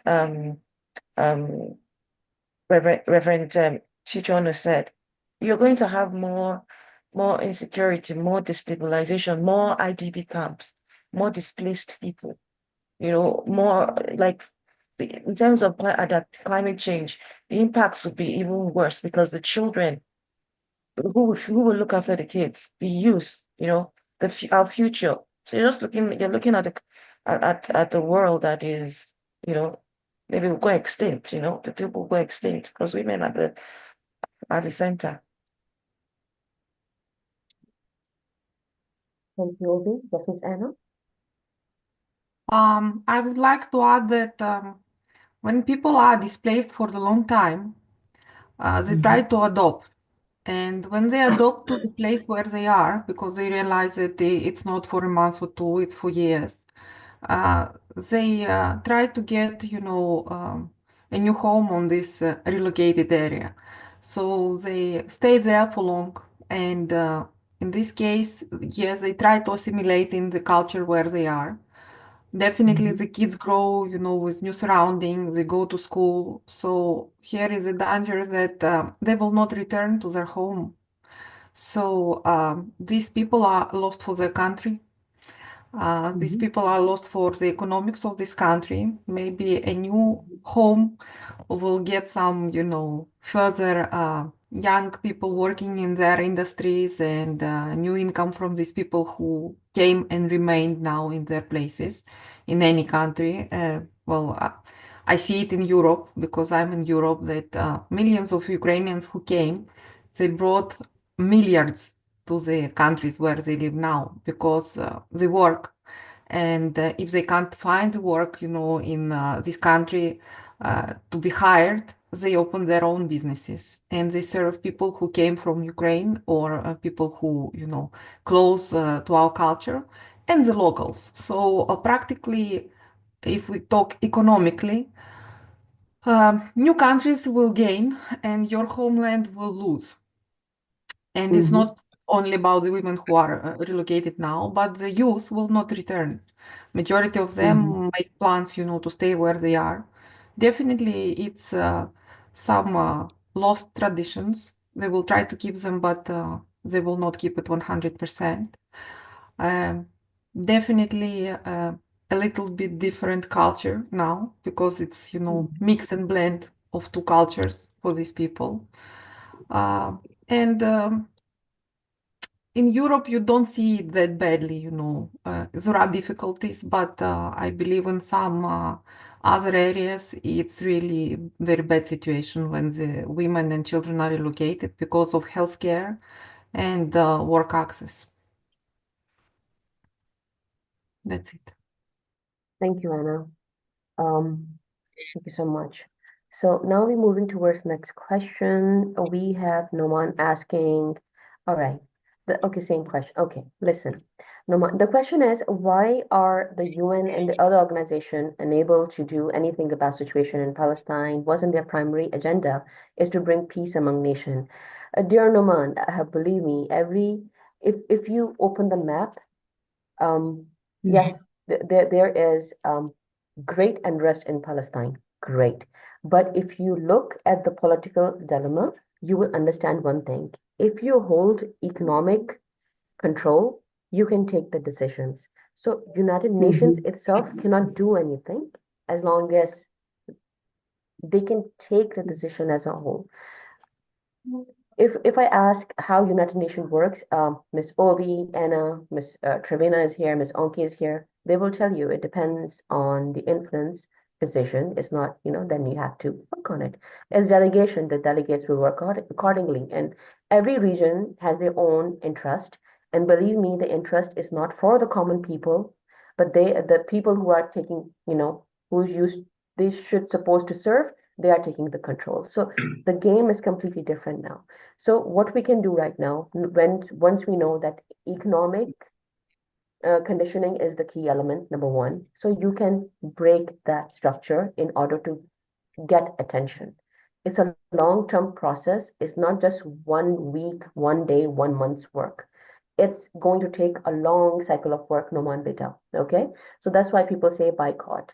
That's why people say do not get influenced towards that group of people. Why? Because we want to highlight this is wrong. It goes with Ukraine. It goes with Myanmar, Rohingya people. It goes everywhere. You open the map, you will understand how this world unrest started and where it's taking us. So it depends on us how we're going to control this trigger. It's really up to us how well we are educating ourselves. So any other speaker would like to add in this comment, they can definitely add some. Yeah, I think it's about strengthening legal frameworks. As for the United Nations, they have to strengthen their legal framework by promoting human rights, regardless of how those with so much, those who are strengthened or have economical muscles. I think it's about human rights. It's about humanity in the first. It has to be humanity in the first place, and everything else comes second. The whole idea is not to have people strengthening their muscles through political representation or economical muscles, but it is about humanity and human rights.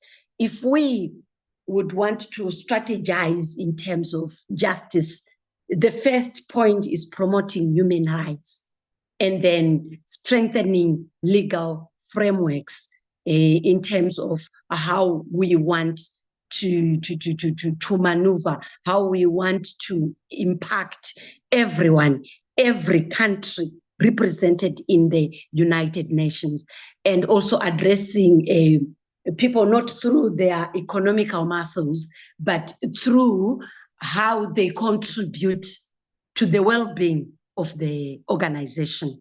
I think that's my contribution to that. Thank you. Thank you, Ms. Travena. I would Anna? like to add that, Please, Anna. Thank you. I would like to add to this comment that organizations of such type need to be financed in that way that it would be impossible to influence.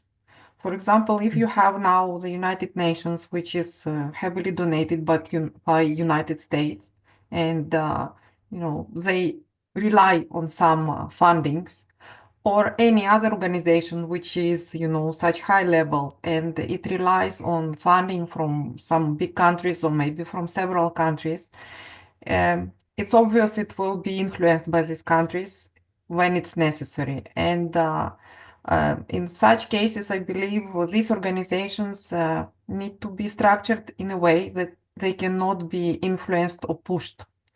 So I agree with the previous speaker that legal part maybe need to be reviewed a little bit, so there is no mechanism to push people who represent countries in such organizations.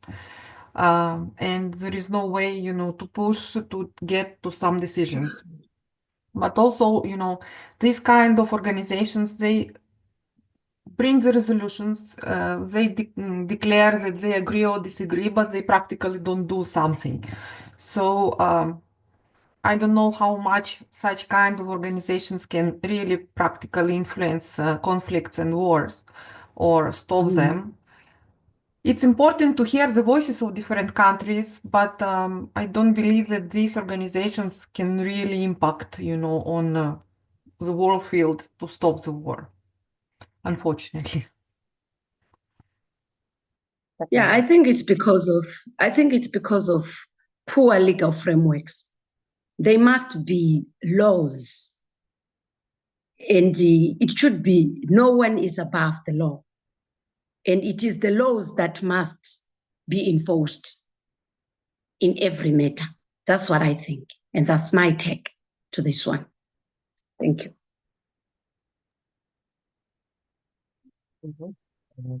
We're moving towards next. Obie, would you like to add? I just thought of something. I see that. Yeah, please carry on. I was like, he said laws have to be enforced. Who is enforcing the laws?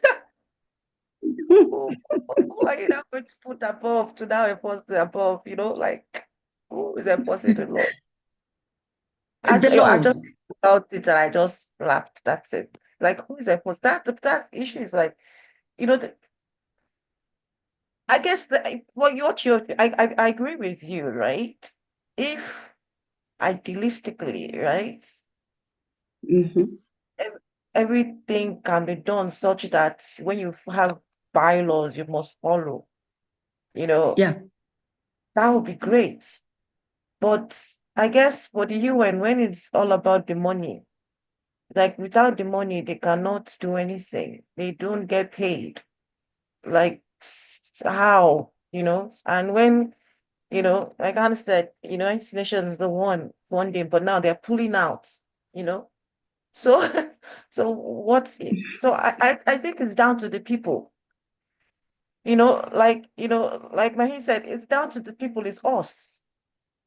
We can't be waiting for people to tell us what to do, it's us. And like Anna said, the wars is not people externally that will stop your wars, it's you in that country that will have to come together. Integrating, how you bring in culture, bring politics, get the people, to believe in themselves that they have the power, to make the change and remove the biases that we have amongst ourselves. I guess that's the humanity in it. We all always, I guess we've been programmed to dislike ourselves, right? I don't know. It's reprogramming what has been programmed, where we're able to view ourselves in love, knowing that it's not complete. It's not one or the other. It's everybody. It's everyone. I don't know. I think that's, and that's where it goes back to our indigenous cultures. That's where, when I asked the question about culture and politics, because one is about power. The other one is the people. Yeah, I think you are very correct. There is need for every nation to build up on its pride. You must have your national pride. You must have a culture of addressing issues before you call in external forces. And Yes. it's also about how you manage your own resources. Because at the end of the day, you'll find that you will be manipulated by people who would have benefited probably a great deal from your own resources. So I do agree with you. That's a point. That's a point. There is need for national pride. There is need for people to believe in themselves and also to try and resolve their own conflict in their own culture, in their own way. I think that way, I do agree with you. That's powerful. Thank you. Thank you, ladies. We have another question from Sadare, and she's asking if you could give one piece of advice to young women entering the peace and security field, what it would be. All right. I think for young women wanting to penetrate the field of peace building, of peacemaking, it has to start with you in your own personal capacity. It has to be you having your inner peace, because, you know, it's contagious. Peace is contagious. It has to be peace within me. Then I'm able to impact the next person with peace. You don't need to, first of all, try to make peace for others before you do not have peace on your own. I think that's my advice to the young women. Thank you.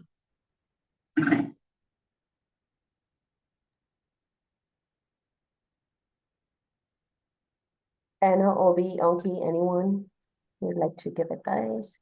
Yes, Anna. So I completely agree. You need to have peace within you. You will say, young people, how do you understand if you have peace within you? It's a love for the other people, you know. If you love others, you love to help them, to volunteer, to offer, and you are okay and happy with what you do, even if you do it free of charge. This means that you are really, you know, ready to work on something for others. And peace, it's something that everybody need, and it's, you know, common thing, and everybody want to live in a peaceful environment. So people who are this way, who are calm and with clear vision what they want, they can go next step and gather around them people who share this idea and can support in different levels, in different areas. And building step by step, you know, the community which would, you know, share your vision and would be willing to help, will bring people who will have money, will fund this idea, and will help further and further. So you start with little steps like peace. It's really very general idea.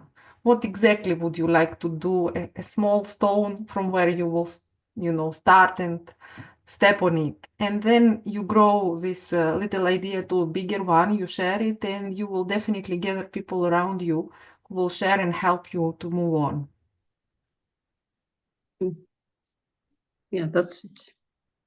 And maybe after making peace with yourself, you then think of case studies of successful peace missions that you have seen happening, maybe within your community, and you begin to move further. And then you are able to collaborate your efforts with others. I think that's the way to go. It starts with you, maybe from your small family unity. It starts with you as an individual. You work with peace within your family, your neighbors, until you are able to impact at national level. From national level, you are able to do it globally. And from globally, it is also important to carry out some case studies of successful peacemaking missions that you have heard of. And then at that level, you're then able to collaborate with other like minds. I think that's my advice to young women wanting to join peacemaking or peace building.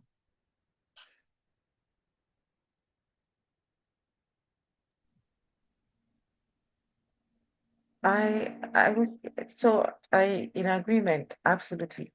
Peace is key. You know, also, like wherever you are, wherever you find yourself, high school, like we work with you, high school, at the high school level, you know, there's a passion within you, there's something within you, because whatever you have within you, you're supposed to bring it out. Like, believe that that idea is for you, and you're meant to share it, and you have the tools. As believe in yourself, that believing in yourself, and no matter what it is, believing in yourself, just keep going, keep moving in spite of challenges, in spite of issues, because maybe you're the one. Maybe you're the one that's supposed to do those things. You're the one that's supposed to bring peace within your little community, within your family. Because it always starts from the family unit, right? You know, and then the community, and it expands and it expands. Because it's, you know, we're looking at from your own being, from your own center, you know, you have to create that peace before it expands into all the different facets of your life, which you're connected. You know, we're all connected in this life, right? So your ability to ground yourself, believe in yourself will emanate, the energy will move, right? And people that are meant to, you will call people to yourself because they will feel your energy and they will want to work with you. And it's not about money. It's just everyday thing. It's just wanting to see the best in somebody else. And it's that love that you had mentioned as well. And not seeing everybody as a competition. As, you know, you're always competing with somebody else. That's not it. When it comes to helping people, it's not a competition. There's no competition in helping people. It's just all about love, and, you know, not about you. Because eventually it comes back about you, but when you help other people, it comes back. The energy you put out is energy that comes back, you know? But it's just that it's not about you. You're here for a reason, and just do what you have to do. And don't overthink anything. Overanalysis, no, just do it. Because some of the solutions are very, very simple. They're not complicated. I don't think anybody knows more than you do, right? Ask the questions, do what, you know, research, but do. Because if you don't do, you will not know what you don't know, or you will not know what to look for, or you don't know the questions to ask. It will always be hypothetical, theoretical. Theoretical doesn't, you know, you have to act on the theory that you have, no matter how insignificant or how you think is not necessary, because it is necessary. Because that's that which has come to you, which you have to find out for the next person to be able to do what they have to do. Powerful. I was thinking as well. Thanks, Obie. All right. So, I think Miss Sanam eventually got the answer from Miss Anna when she was explaining this question. Miss Sanam's question is, what practical steps can an individual take to promote peace within their local communities? So eventually, we gave you the answer in this bit of conversation. You need to take step. Eventually, you have to build community, and eventually it will grow. Eventually it will grow. So anybody else would like to add something, or I should move to the next question, dear speakers? I think let's move to the next question. Perfect. All right. So I'm going to read a question.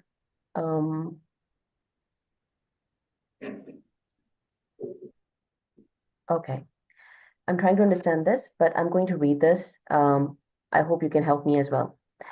This question is from Miss Fazal, and she is asking that mental health education and trauma recovery can assist communities. However, it's individual responsibility to take action.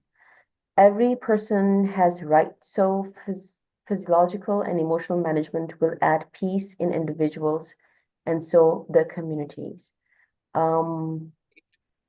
Speakers, do you agree with Ms. Ghazal? I totally agree with her, because the faculty of the mind is the faculty of peace.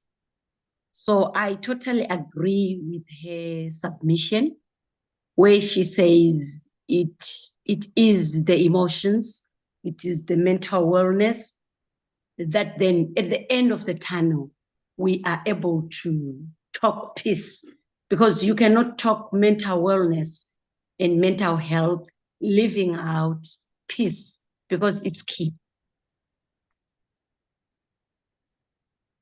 Thank you, Mr. Travena.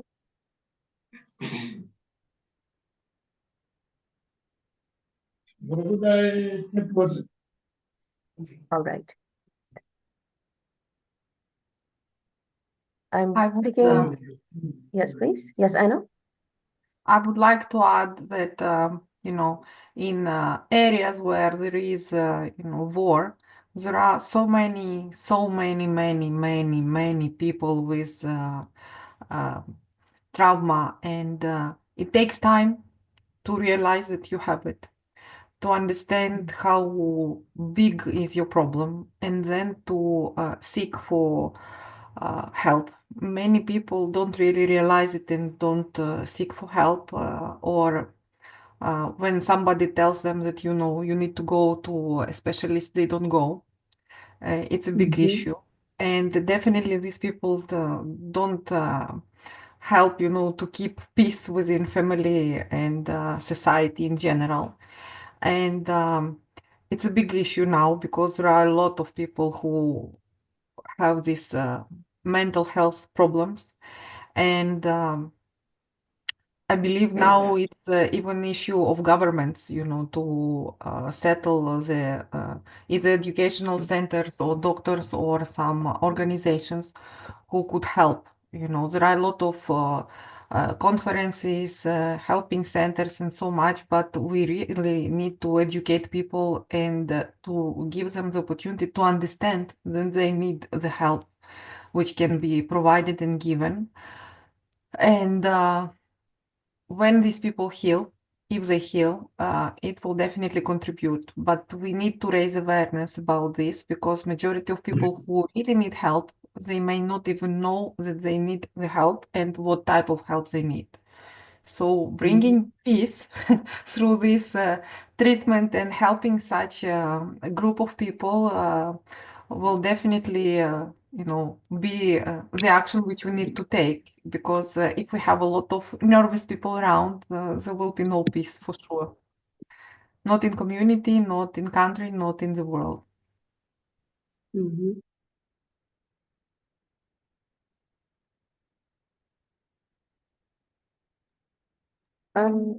I think so. Absolutely, I agree. Mental health is key. But some of us do not. I think everybody has an element of mental issue, has an element of madness. We all do, because we live in this world, right? But I think if we can tackle it before it gets bad, so the preventive actions around mental health, right? Not after you've gone, you know, you're already suffering, right? If we can tackle it before, you know, I think that is key. So educating before, educating what is mental health. Because mental health is not just when you are, when you now go through a trauma. Every day we go through traumas in our lives, you know? So I think it's an everyday thing, it's an everyday. And before, mental health, it wasn't an issue because you had the family unit, right? You had communities helping each other. You had people. But I guess the negative part of now social media, right, is now that, because I said positive, but then there's negative. And the part that there's a lot of information being thrown at you, right? And good and bad, and you don't know which is right, which is wrong. You're struggling, you know. So finding a, you know, building preventative, telling people what is mental health. That is just very simple. It's not it's not after the fact, it's before the fact, is, when you're doing we're analyzing, going crazy, this is wrong, this is right, I'm wrong, I'm right, I'm bad, I'm good. All that. That's what brings about the craziness, like even violence at home, women, they're going, all the gaslighting, it stems, so it's that education. So it's not after the fact, it's before. So if we can catch it and people understand and they're able to seek help, before anything happens, right? I think that leads to, that is because things that if you're watching and it all boils down to the peace and love, because if you're watching somebody being beaten up, if you're watching somebody being maltreated, if you're watching, there is no how you will have peace. If you're watching something bad happening to somebody and you don't say anything, and you think it's not me, it has nothing to do with me. Because you're black, you're white, you're this, is them, not me. There is no how your mind will have peace because we're all connected in this world. There is no how. So I think knowing that, understanding that, and that's the education, that's the understanding, that's the, this world peace, you know, uh, you know, there's a root to all this. There's a root to our problem. It's addressing the root, not after the fact. We need to see how we can address the root cause of it all. How we can work together, how we can talk to each other, how we can listen to each other, how we can support each other, no matter your race, how we can, like, I see, I just want to say something. I remember with this Ukraine war, there was something, right? I don't know how true it is, but see, that's what that's what you were hearing, where when it was time to displace people, when it was time to move people out of areas, move people away from the wars, like move people, so that move them from where the war is happening. It was down to race. Why? Why? Why? Some black kids that came from, like, they didn't even look at them because they were not important. How would you have peace? How would there be peace? How? How? Those are the issues. Those are the issues. And then and once you're not having peace, nobody else will have peace. It just spreads. It spreads. It spreads. So I think it's down to our unit, to ourselves, our personal, who we are, what we are. We can't put Band-Aid into a wound that keeps on growing and growing, and it keeps on being fed by our fears. Because that's what it is, our fears.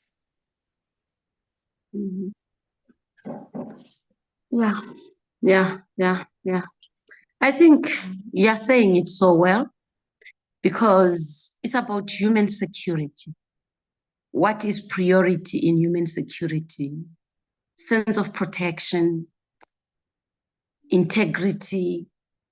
When such are affected, there is no way we can say there is mental health. It comes straight to the mind. It provokes you. But the reality is, at the end of the day, when we want to understand peace, we need to talk of mental health and mental protection against violation of human rights, against crime, against a lot of things that the eyes cannot see and feel at peace. Yeah, you've said it well. Thank you.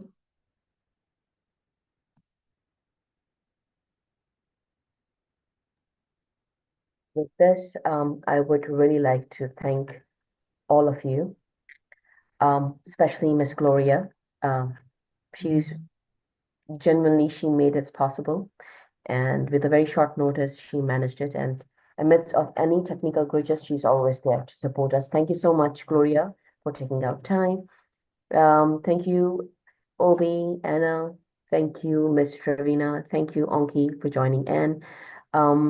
It's it's really, give us hope when we have such open conversation, and it gives us, a positive impact, not just in our heart, but in mind as well, that eventually things are going to be okay. We are not feeling, justice would be the right word if I want to use it. We cannot see the just around us, but eventually we will seek that with time because we have good people around us who are voicing for it. Yes, there is a lot of resistance, there are a lot of blockages, but like we all said, it's eventually you. It's you who have the power. If you guys unite with the same mindset and you work together towards a common goal, eventually we are going to achieve the brighter future we are looking for. So do not give hope, keep working, keep voicing, look for the practical solution, generally what you can contribute as one and how many people you can bring along with you, make a strong group to make it happen. It's you. Genuinely, it's you. So do not give up this power to anybody else. And thank you so much, everyone. We would definitely like to invite you guys in the last week of our conference. And I would request all of you to please leave your feedback and connect with your mentors, your speakers, because they're genuinely working on ground. They have the knowledge. If you want to pursue this path, if you have any questions, they are the right individuals to connect with. I hope all of you have got the post. You have got their profile link attached. Please connect with them. So thank you so much one more time. Take care, everyone. Thank you. Thank you.